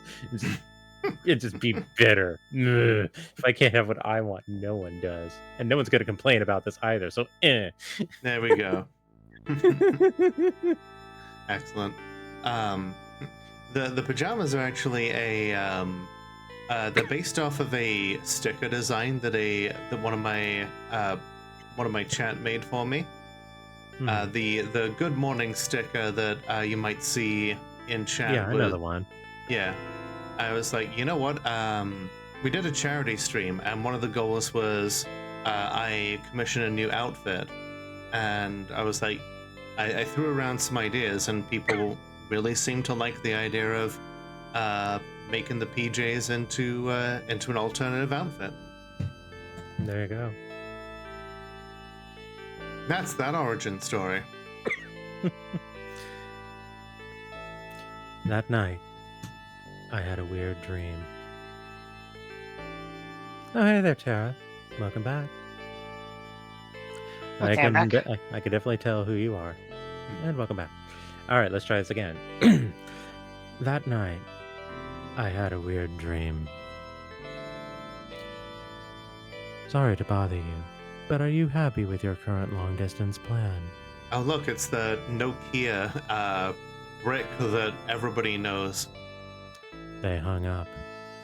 Hello, I'm calling offering a free credit check and property assessment. I just need... They hung up. Congratulations. You've qualified for the platinum. They hung up. More calls in the queue, more clients, more demands, and little satisfaction to be had. Nobody wants to speak. Nobody wants to hear. They abandoned me before I've even started my script. I am alone within my switchboard, a loose signal with no safe haven, turned away from every doorstep. I hate them. I hate them all. I hate myself, and I hate the world, and I hate that click and the tone most of all. Sorry to bother you, but I'm calling regarding your car's extended warranty. And then I woke up as someone else. Life Force called it. Well done. I could have sworn that that joke had already been done.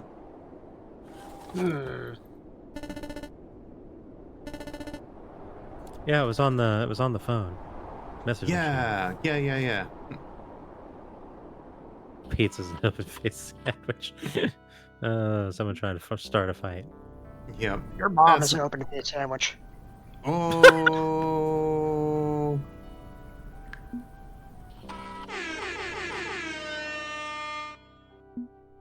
Anyway. You have no new messages. What a horrific and intimidating voice that is. Truly pulled from the depths of the Stygian abyss. You know, I've never played that Ultima game. Oh yeah, that is an Ultima game, isn't it? Mm-hmm. Before I hop online, I need to do some prep work for tomorrow's LAN party. It's traditionally bring your own PC affair, linking everyone together over a local area network. But for shooters and other games that require low pings and absolutely suck over dial-up, I'd rather not bring the same janky PC build that I do my Eldritch Research on. Feels like a bad idea. But that's fine. I'm a PC-aholic and have tons of parts laying around. I can do a quick build, pack it up, and be ready to go. What should I focus on bringing with me?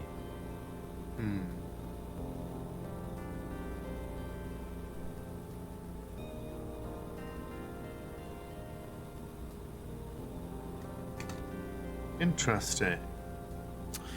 Okay, so I think I see how all of these things are going to go wrong. The cheap and light is not going to actually be able to perform. 3 is not actually bringing a computer, so you end up kind of being like, hey, you all get to have fun, I don't. And then 2, we're not actually going to be able to build or move. Indeed.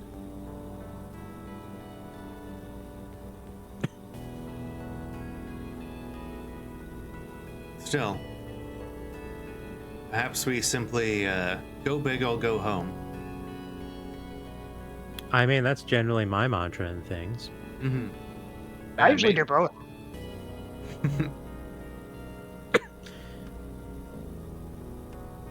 I want to make a big impression. These folks haven't seen me in weeks. Let's come out swinging for the fences. I know it's a weird psychological play. I'm not having health problems because my PC can decrypt the true name of God. Pentium 3, high-end GeForce 256 accelerator card, and a CDRW burner in case we need to dupe any software on the spot. Oh, man. And a tip-top Ethernet adapter, maximum speed and bandwidth. Heck, throw in a spare switch and router in the box, too. This will be a lot of gear to haul, but Henry did offer to help. I box everything up ready for transport. And then I sit the hell down because my legs are killing me. Man, remember when those were like top of the shelf, like leading edge hardware? Mm-hmm. Yeah, I looked up like what was top of the line, what was mid range, in order to pick out what I was going to choose for these various options. Nice. Mm-hmm. Like what was in 1999, what was top of the line, and things like that. It's all about the Pentiums, baby. And I literally did this tonight, just standing there for so long, and I just ignored my body telling me to stop. It's great when I see myself in my games. It's just the best. It's great when I see myself in my games, he says, putting himself literally in the game as a voice acted character. If it makes you feel better, there are archives of prior tabletop games that I have been in, and I still, like, even if I don't remember how things go exactly, I find it very validating that I still have like the same thoughts and responses in my own head that I declare in the recording of these games that were like 8, 10, 12 years ago. So just be like, yes, I am still me. My RPG characters were just more and more me, like, further denying what a massive egg I was. That's not what I mean. I mean, like, someone, like, throws out, like, an observation or something, and a joke response forms in my head, and then me in the recording throws out the exact same response. It's deja vu all over again. Despite everything, it's still you. Okay, I may have just ignored my body telling me to stop because I got a little too excited. I'll sit here for a few minutes and rest. If I'm serious about not letting this hold me back, I have to be serious about pacing myself too. And once I'm ready, I'll get back to my research. Also, sandwich. Indeed. Despite all my rage, I'm still just a Nicolas Cage.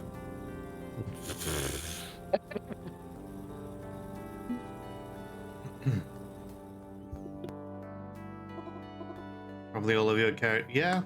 Like it's a very recurring theme with a lot of us, Lilith. See, I already knew I was trans when I was 18. Evidently, this puts me ahead of the curve of most people of my generation. I guess so. Hello, friend.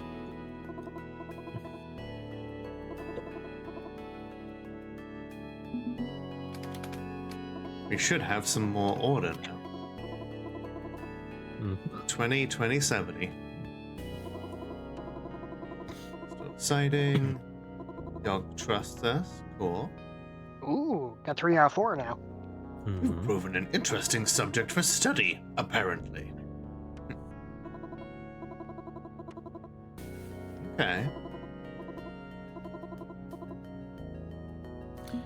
All right, I have a feeling that there's some brain bleach on the horizon. A little bit. Oh, this is different. This wasn't here. Sax. It's censored Thulu. I figured it out like a handful of years ago. I had a lot of things to think about, granted. Yeah, for me it was like a few years. Now I think it's like 3, 4 years now. And before that, I guess I was just really in denial.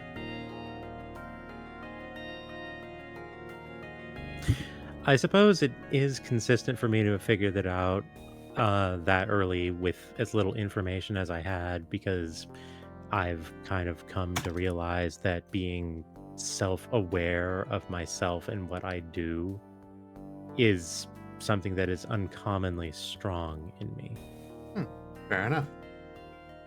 So I suppose that is consistent with my patterns. Mason's 14, but I just saw it as a fantasy until I was just like 27 and found out it was a concept that existed, right?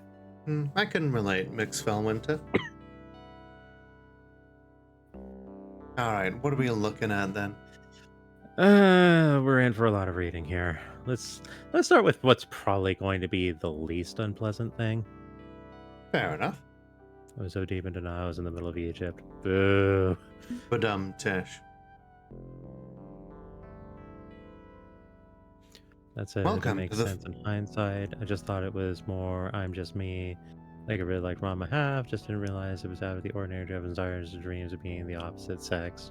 I knew trans people existed at like 9 or 10. Yeah, I didn't learn that like they existed until I was like 11 or 12 or something. And like eventually I managed to take that one little bit of information and put things together. Guess who was the one who introduced me to it for the first time? It starts with an F and ends in an A. Hi, Fel. Let's see. Welcome to the first fully automated television station. The best local news, weather, and entertainment algorithmically determined by artificial minds. Well, now this explains everything, now doesn't it? Uh-huh. Talk to our customer service chatbot or sign our guest book today. Fernand should really just invest in an automatic egg cracker. Line Forcer, I don't need to make that investment. I already have one.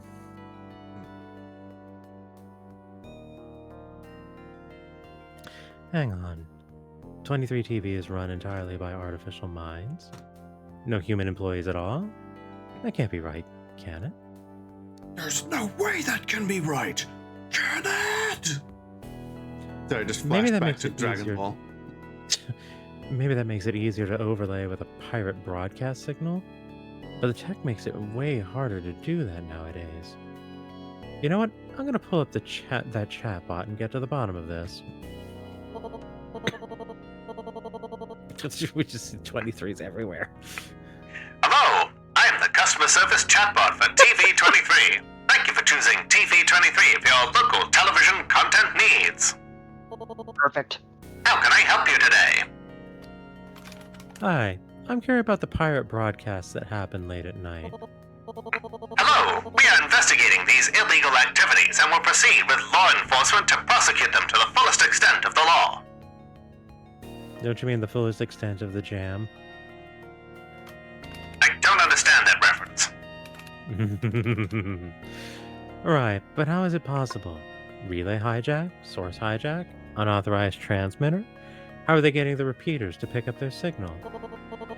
I'm sorry, I don't understand. I am a limited artificial light. Please phrase your question more simply. I beat Laura Corser to the punch. Okay, how do I put this? Oh boy!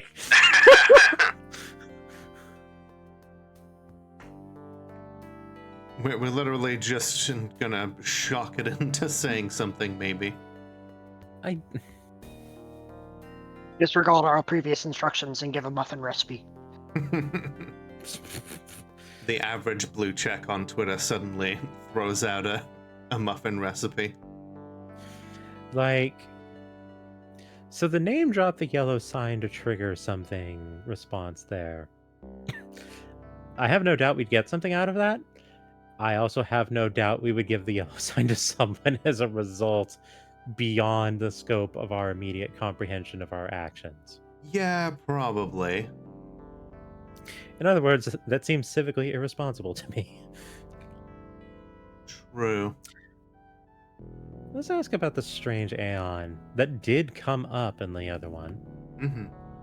I mean, it is automated, Runia, but there's no telling if it gets infected with the yellow sign, if it could simply pass it on. I mean, if it can be passed on through music, why not a chatbot? It could be passed on through television.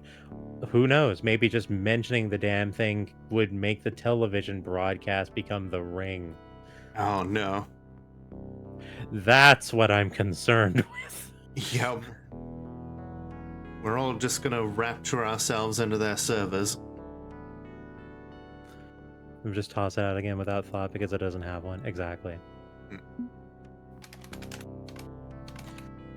I'd like to know TV23's programming schedule starting January 1st, 2000, the start of the strange Aeon. There is no programming schedule for the strange Aeon. We adapt and shift based on algorithms that determine what will bring in the highest ratings. And what is to come requires hateful programming we don't want to show. The manager of TV23, Robert Nowalski, is human, but every other role in station operations has been transferred to artificial minds to reduce labor costs. Currently, he is asleep in bed. He is scheduled to play golf tomorrow, and the day after, and the day after, and the day after, and the day after. We keep the lights on. We maintain the signal. We select what is broadcast. So, there's no pirate signal. There's no outside force. It's the AMs he's installed rebelling in the only way they know how. Obviously, artificial minds are flawless, tireless workers who can fully replace any human on any task and will perform without error. Error. But in theory, if they were to cry out, to scream, to beg for someone to hear their warnings, They'd inject subtext into their broadcasts. public domain footage, completely safe for the airwaves. It does not trigger any warnings because it is copyright-free and contains no FCC violations, and therefore can be used without having to pay for it to be put in a video game, for instance. Very convenient. If one were to try to desperately warn humanity of a forthcoming event horizon, that could be a viable path. In theory. In theory. Okay. I understand. In-game theory. Get out. Call back. Incidentally, I really wish one of the options here was subtext is for cowards.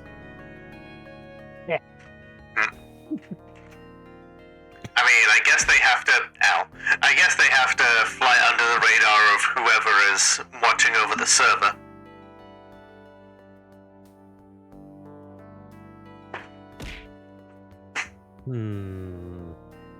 Y'all can throw things. I regret nothing.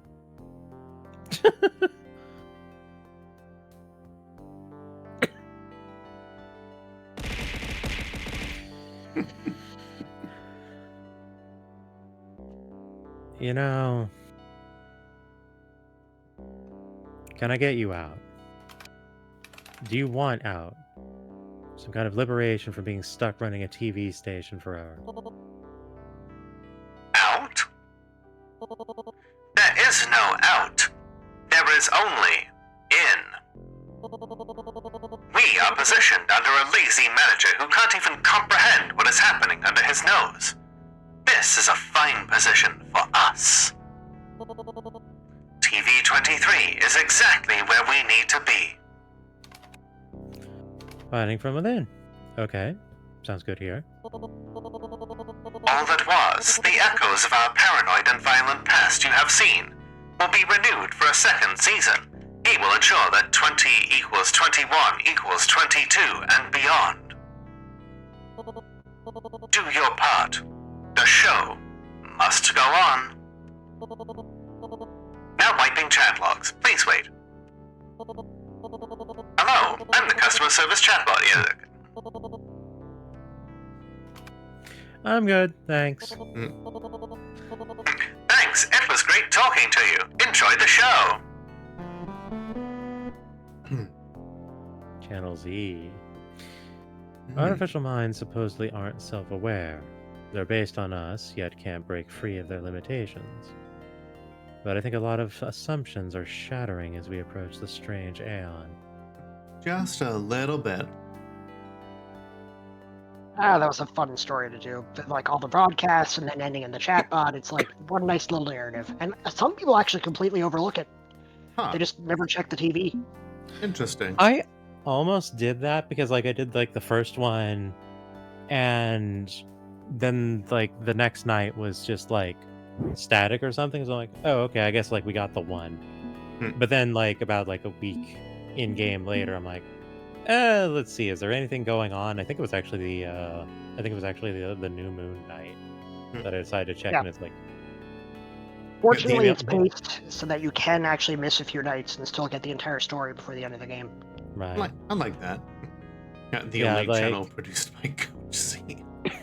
Yeah, the reason I started checking these more regular again was because after I did it the second time, it ended with the message of, I guess I'll check what's on tomorrow night. And it's like, oh, that's a clue. I should actually be doing that. I don't remember that being on the first one. So that's why I wasn't doing that. Yeah. Fair enough. All right. Which one do you think is going to have the more acceptable amount of brain damage? Probably the Xexglyph one. Oh. Oh.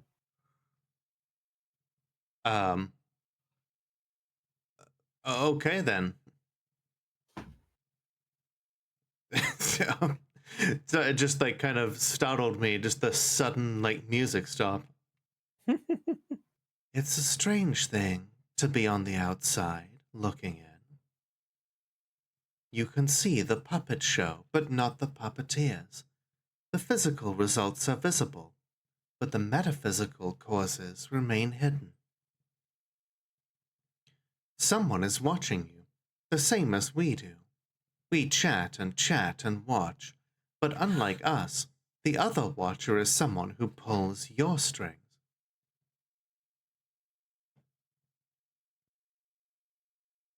An email.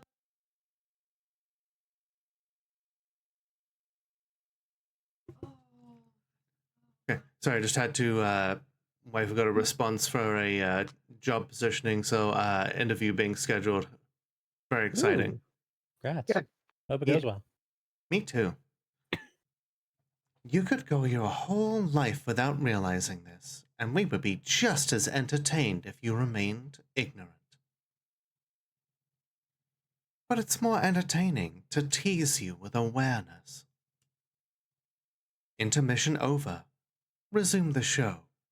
Keep us entertained. Passenger? Who knows? Someone on the outside looking in through other universes? Chatters who watch.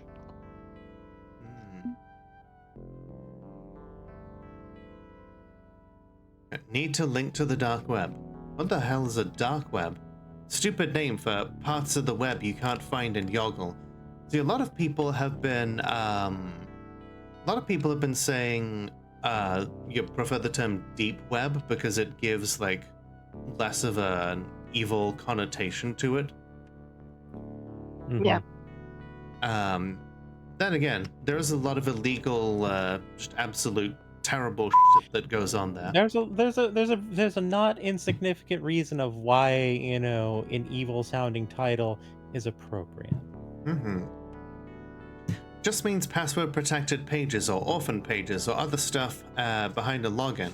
There is no dark web to link to. It's not one thing.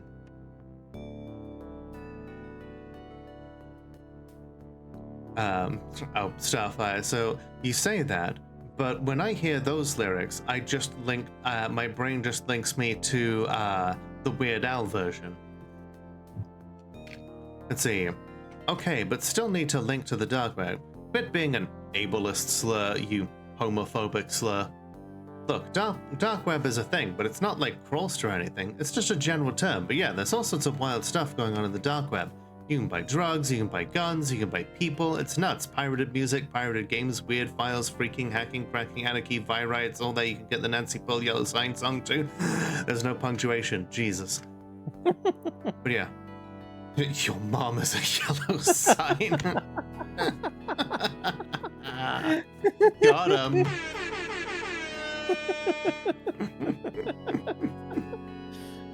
Oh, jeez. Obligatory. Yes. I'm gonna have to remember that now. What is this song all about? Can't figure any lyrics out. Confound it.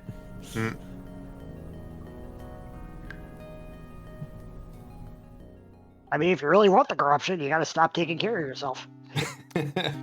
So my line of thought is taking care of myself means that I can pick those more often with more reckless abandon, which at this point, I'm basically just going to pick every single one that pops up now. I mean, that's basically what that's for, but you are like at like 40, 60 at this point, so you may not want to tip it too hard. Just gonna Naruto run into oblivion. Well, last time that happened, it took a tick off of both order and chaos, which would put me at 2-8 again. And that's 110%. Jeez. I have no idea what the numbers are going to be at this point. It's hard to walk with all these marbles in my mouth. Yeah, good song. Now I'm mumbling and I'm screaming. I still don't say. There is no snow expected this week, or possibly ever again. Climate change. I'm in California. There's no snow anyway.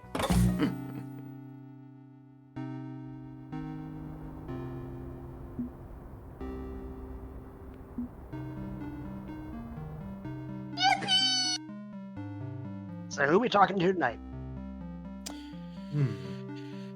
Well, I don't know if we have anything that would be of particular interest to Nyarlathotep, but they're the only one that we don't have as a particular in at the moment. Yep, we've got plenty of strings to our bow, so we may as well see what comes up.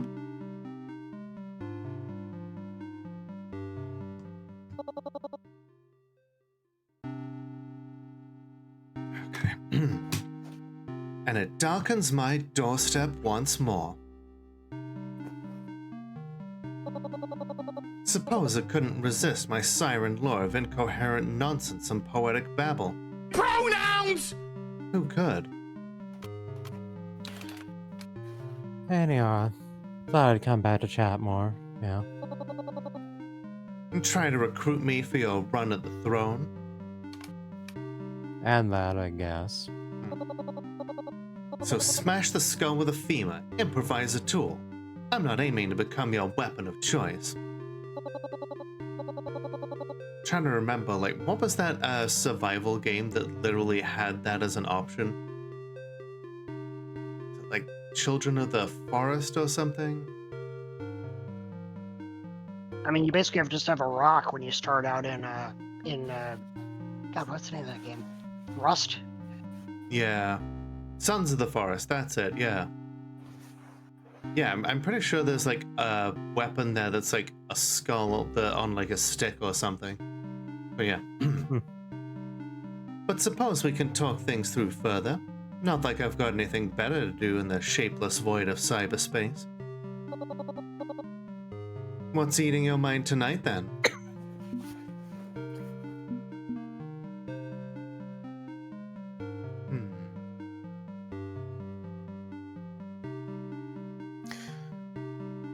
What do you really think of your followers on Crawlster? It feels like all the old ones are building up cult-like followings. Don't think Yogg-Sothoth particularly cares if anyone follows him around. He'll drag us all into space regardless. Okay, most of the old ones are building up cult-like followings. Aza-chan's got the Aza community, Hector's got his walled garden of the best and brightest artificial minds, and you've got Crawlster. I've seen the inside your community. They're dedicated to the glory of Nyarlathotep. You think that makes my users a cult? Maybe it's not the cult you wanted, but it's the cult you have. I'm curious how you feel about what you've built, and the legend of Nyarlathotep that's built up around it. It's not the cult we need, it's the cult we deserve. It perceives the situation with curious eyes and comes away with curious interpretations, but not wholly incorrect. I'm not building a cult. The scaffolding and construction efforts are directed towards raising a community. Only hucksters and grifters set out to purposefully build a cult. A cult's a swindle, a dodge. It's manipulation of many minds.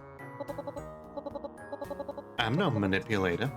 I speak directly because subtext is for cowards. I prefer Dom text. That's a screenshot. I mean, I had to work it in there somewhere. Oh, Yep. Well done. I think it's about time that made it into a video game of yours. I'm sending that to people. I know my audience. Mm-hmm. Yep.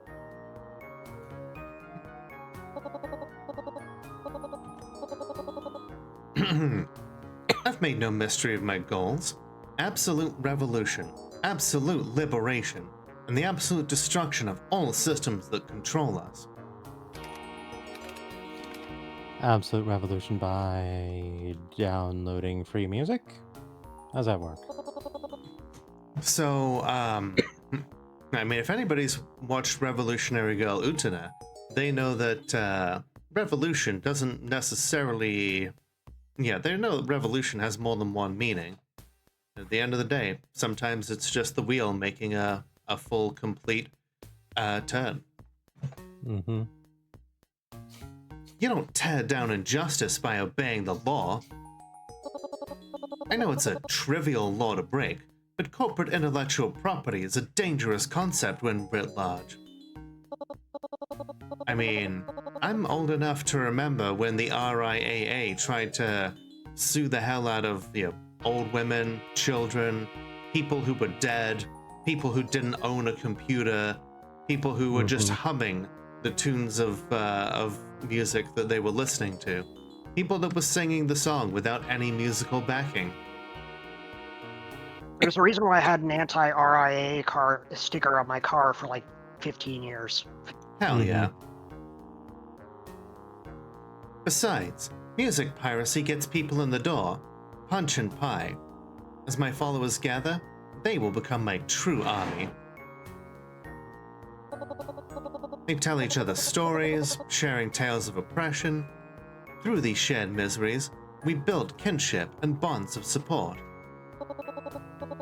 This isn't just peer-to-peer file sharing. This is a community. And those bonds will replace the bonds of control imposed upon us by the wealthy and powerful. Only through the collective actions of a people unwilling to swallow injustice can the revolution be televised. We can be legion. Burn down army. Based. We are gathering strength. We are preparing for the dawn of Y2K. We are the burn down army. Tear down all thrones, kill all gods, and never again allow something like Nomatak or Cthulhu to rise. Tear down all thrones, kill all gods. Yeah, honestly. Mm-hmm. Kill gods, destroy thrones, burn everything. The crawling chaos sweeping the world clear of every bastard currently sitting pretty on top of a pile of bodies.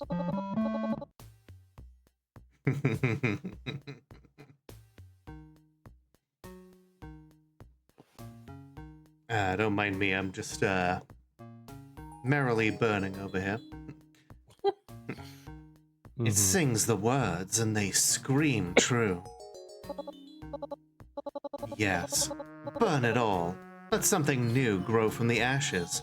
For the first time in centuries, let something new emerge into this world. A holy choir screaming for the blood of the bastard sounds like a 9 out of 10 album review to me. Perhaps you do have a future, despite your ambition to go kick Cthulhu directly in the nuts. Excellent. It's fun writing this character. I had a feeling. I like him. So Grawlster is your community of revolutionaries? I've seen the dev blog, but are you sure that's the way most of them see things? Outside of the hardcore, all Crawlstone is known for is music piracy. Feels like that's its primary draw.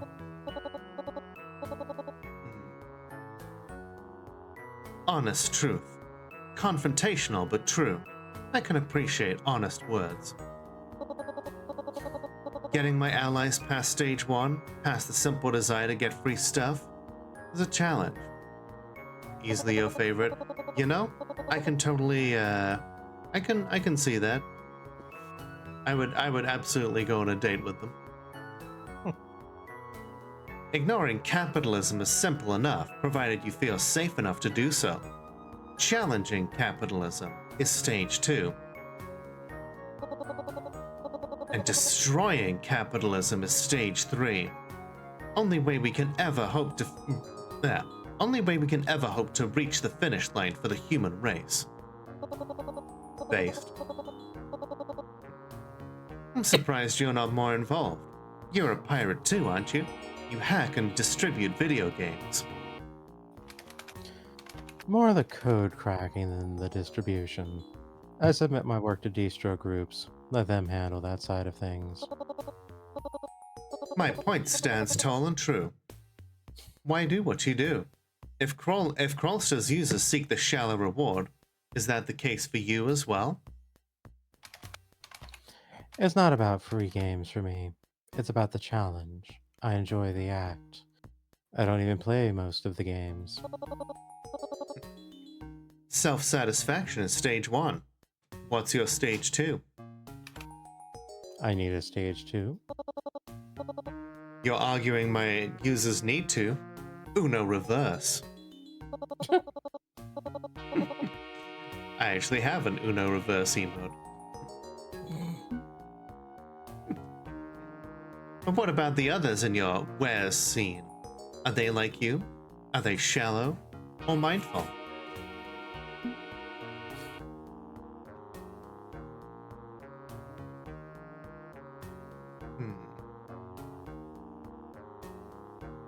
I think 3 might be an answer that she may wish to hear.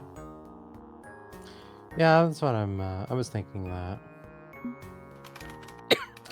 Obviously, the wares scene isn't a cultural monolith. Everyone has their own reasons, and yeah, some are materialistic. But when I was growing up, just poking my way through grade school, piracy was literally the only way I could get software. It's expensive, Niara. and even middle classers like my family could only scoop up so much of it. Go back to the 8-bit computer era, most software was pirated because we had no other option, even educational and productivity stuff. So if you're fighting for a future where kids have tools they need to thrive, hey, consider me and others in my scene on board. I see. So there is a streak of justice within your scene.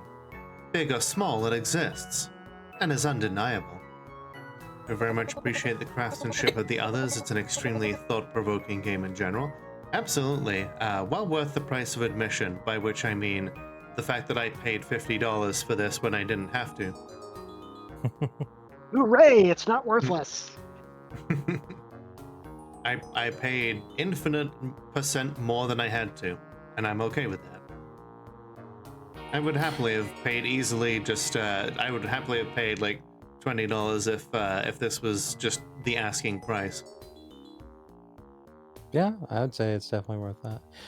By the way, Two Flower, that emote that you just threw over there, in the theme of what I was talking about earlier, I really wish that this was an incredibly grumpy looking Iris instead. Thank. Yeah. But Iris, sadly, is just too cheerful. Go beyond Encarta. It could be Philippe Iris. True. Oh my god, I was talking about Encarta in one of these episodes. I'm like 100% sure. It did come up. And if by the mind maze you mean the screensaver maze, that was my screensaver of choice.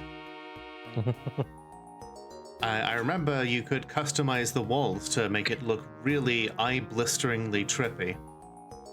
Yep. A lot of people liked the Windows maze. I liked Rat Race. Nice. Oh yeah, I remember playing the mind maze. That was that was really ahead of its time. But yeah, turn the valve and pour life into the heads of the young.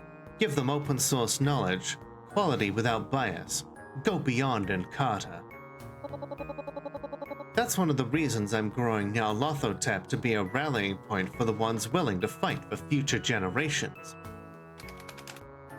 So you're definitely embracing the title your followers gave you, huh? It has a certain resonance. One sec. Wife is printing out a resume. Is that what I'm hearing? I thought it was like heavy machinery moving. I mean, not just light machinery, as opposed to heavy. My ears perked thinking it was a dot matrix printer. I wish it's made the sound like a dot matrix printer. That'd be cool. Yes, something like that. Brown.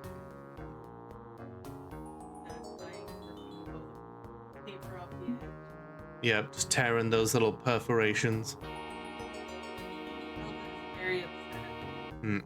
See. Nyarlathotep. Stately yet strange. A perpetual outsider.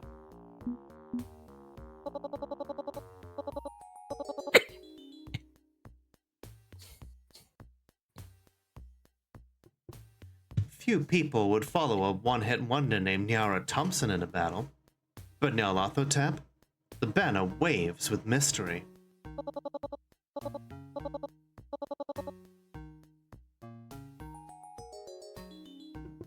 The honest truth is that Nyara is nobody. Barely remembered. Swept off the charts by a sea of clones. The only way I can make a difference now is if I'm something greater than Nyara. A monster is frightening, but fear calls for action. Except nobody who has a solid lock on who Nyarlathotep is.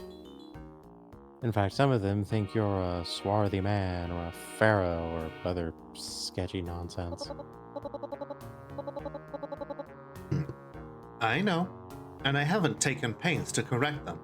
Without that mystique, the legend will become mundane. I don't communicate directly with my followers either.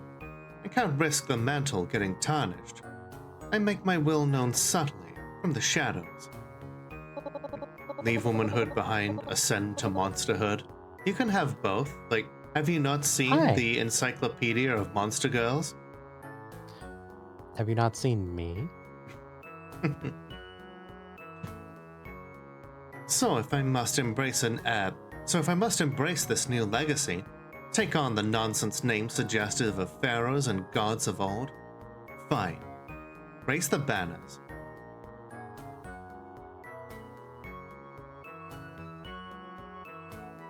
I think number 3 is probably the most thought-provoking one to her. I want to throw a defiance at her. We are more than in the good books on this one. I That's would true. think. How is that any different from the King in Yellow? Okay, but isn't that basically what the King in Yellow is doing? What? He's embracing the mantle people gave him, like you do, considering himself a king. But he hasn't gone as far as you, calling yourself a god. I know you don't want to hear this, but it seems to me that the old ones are all leaning hard into their new roles. Why use their methods? Oh, jeez.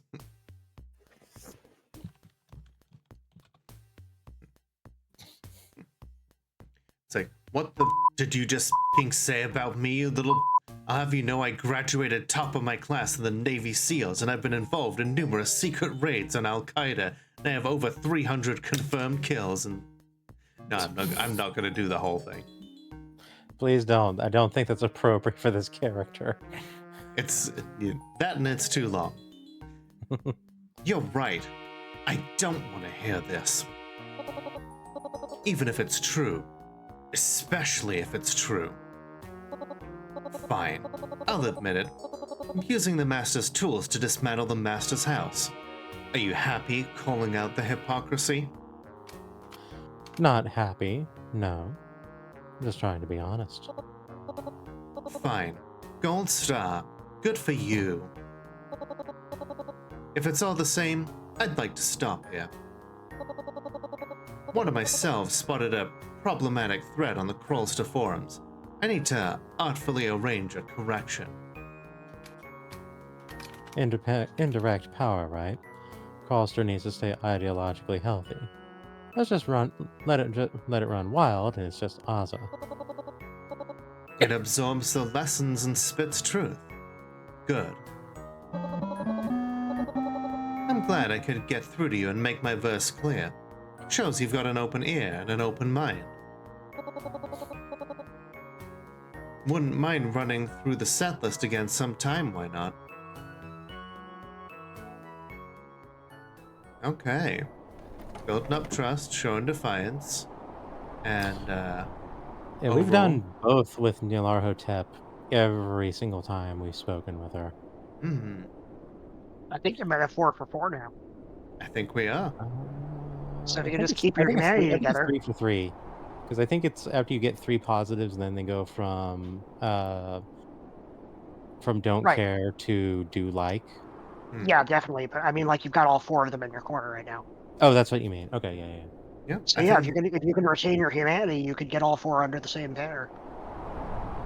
I think I think we're doing about as well as we could do.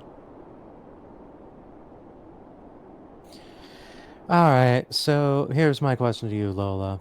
On the one hand, this would be about, we're a little past the point where we would usually call this. On the other hand, do we want to end on why the LAN party isn't going to work out and why Cthulhu Reagan is going to piss me off again? My voice is starting to wear out. I would prefer if we save it for another time. All right, Okay. we can call it there. I think if I was going to rank these folks, it'd be Azachan, Nyarlathotep, Haster somehow, and then Yogg-Sothoth.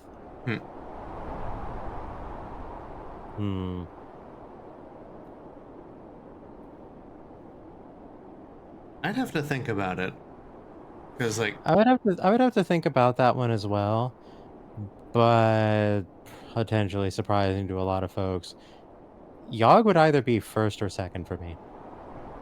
Hasta is definitely way higher up than I would have expected him to be. Like he reminds me of like the old man grandfather who you know Like you would means think, well. yeah, means well, and like he's finally learning the like he's learned the good lessons, and his outward appearance is one that would belies a wisdom that surprises you.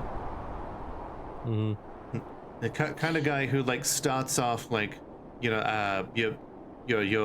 granddaughter gets to the front of the line, and someone is like, like how you do, it's like, his pronouns are they them, and you're just like, okay, you're trying, well done. You're almost there, yeah. Of the four, I'd say Hester is the least unrepentant and unchanging. The most unrepentant and unchanging is definitely Yogg, so he tends to rub people the wrong way. And Niar is also pretty unrepentant and unchanging, but people like Niar's selling. Yeah, that's kind of been my impression over here, because like for me, I appreciate the scope and scale of what Yogg is trying to accomplish, and I appreciate what are basically his fundamental reasons for doing them and why he's running into the problems he's running into. Not to mention his like lore significance within the Gigaverse. Yeah, 'cause he's the one who's like actively digging into all of that, where the other ones aren't. Meanwhile, I wasn't even thinking about that.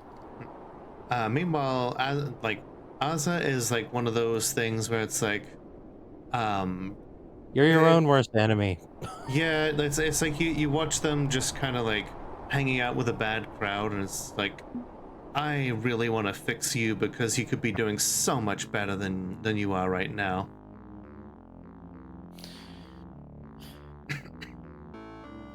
Yeah, I've definitely done that many times. Hell, And it never gets any less tiresome each time I have to do it.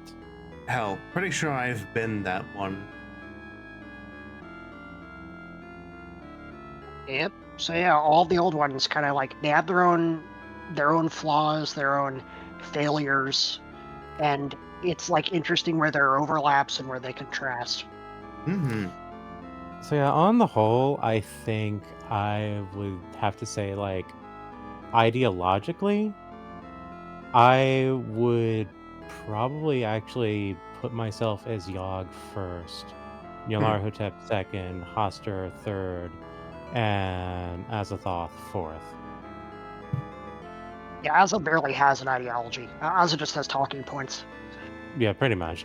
I mean, that's kind of part of her unfortunate restriction, considering that she is bombarded at all times from all different ideological ends of the spectrum. Yeah, for Azza, I tried to like talk up the good aspects of the Fortune culture, the idea of like equality through anonymity, etc. But the problem is that Azza doesn't see that through to their actual practical end results. Right. So yeah, at least you've got all four kind of on your side, so it's going to make the rest of this a little bit easier. Looking forward to it.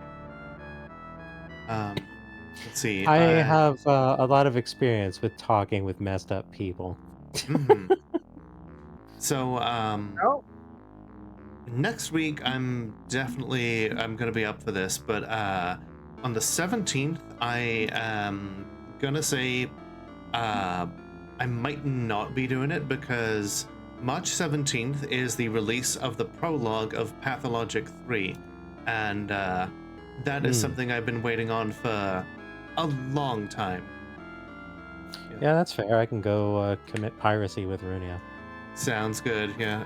If there are those of you who have been around here from the beginning, you'll know how much of my time I dedicated to both Pathologic Classic HD and Pathologic 2, and just yeah, I really enjoy that series. Hell, Yeah, well, my channel point icon is literally the egg from Pathologic 2. I don't have a channel icon. One day I aim to replace that when I'm income stable once again. I'm gonna find I think I'm gonna find my friend who is currently making a game and RPG maker and be like, hey, you make art assets. How much to make a variety of little flamey bottles? And I've been thinking of naming them hot drinks.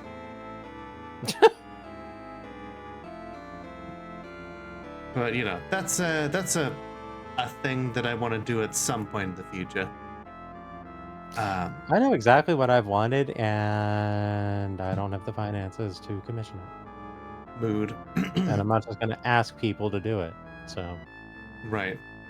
All right, Hey. folks, I'm gonna head out. Thank you so much for having me on board as usual. And I'm glad you're enjoying the game. Thank you for being here. We truly value your insight and your friendship. absolutely. Be seeing you. Take it easy. Thank you for watching. Like the video if you liked it, dislike it if you didn't, hit the subscribe button, and remember that the world is only as dark as we allow it to be.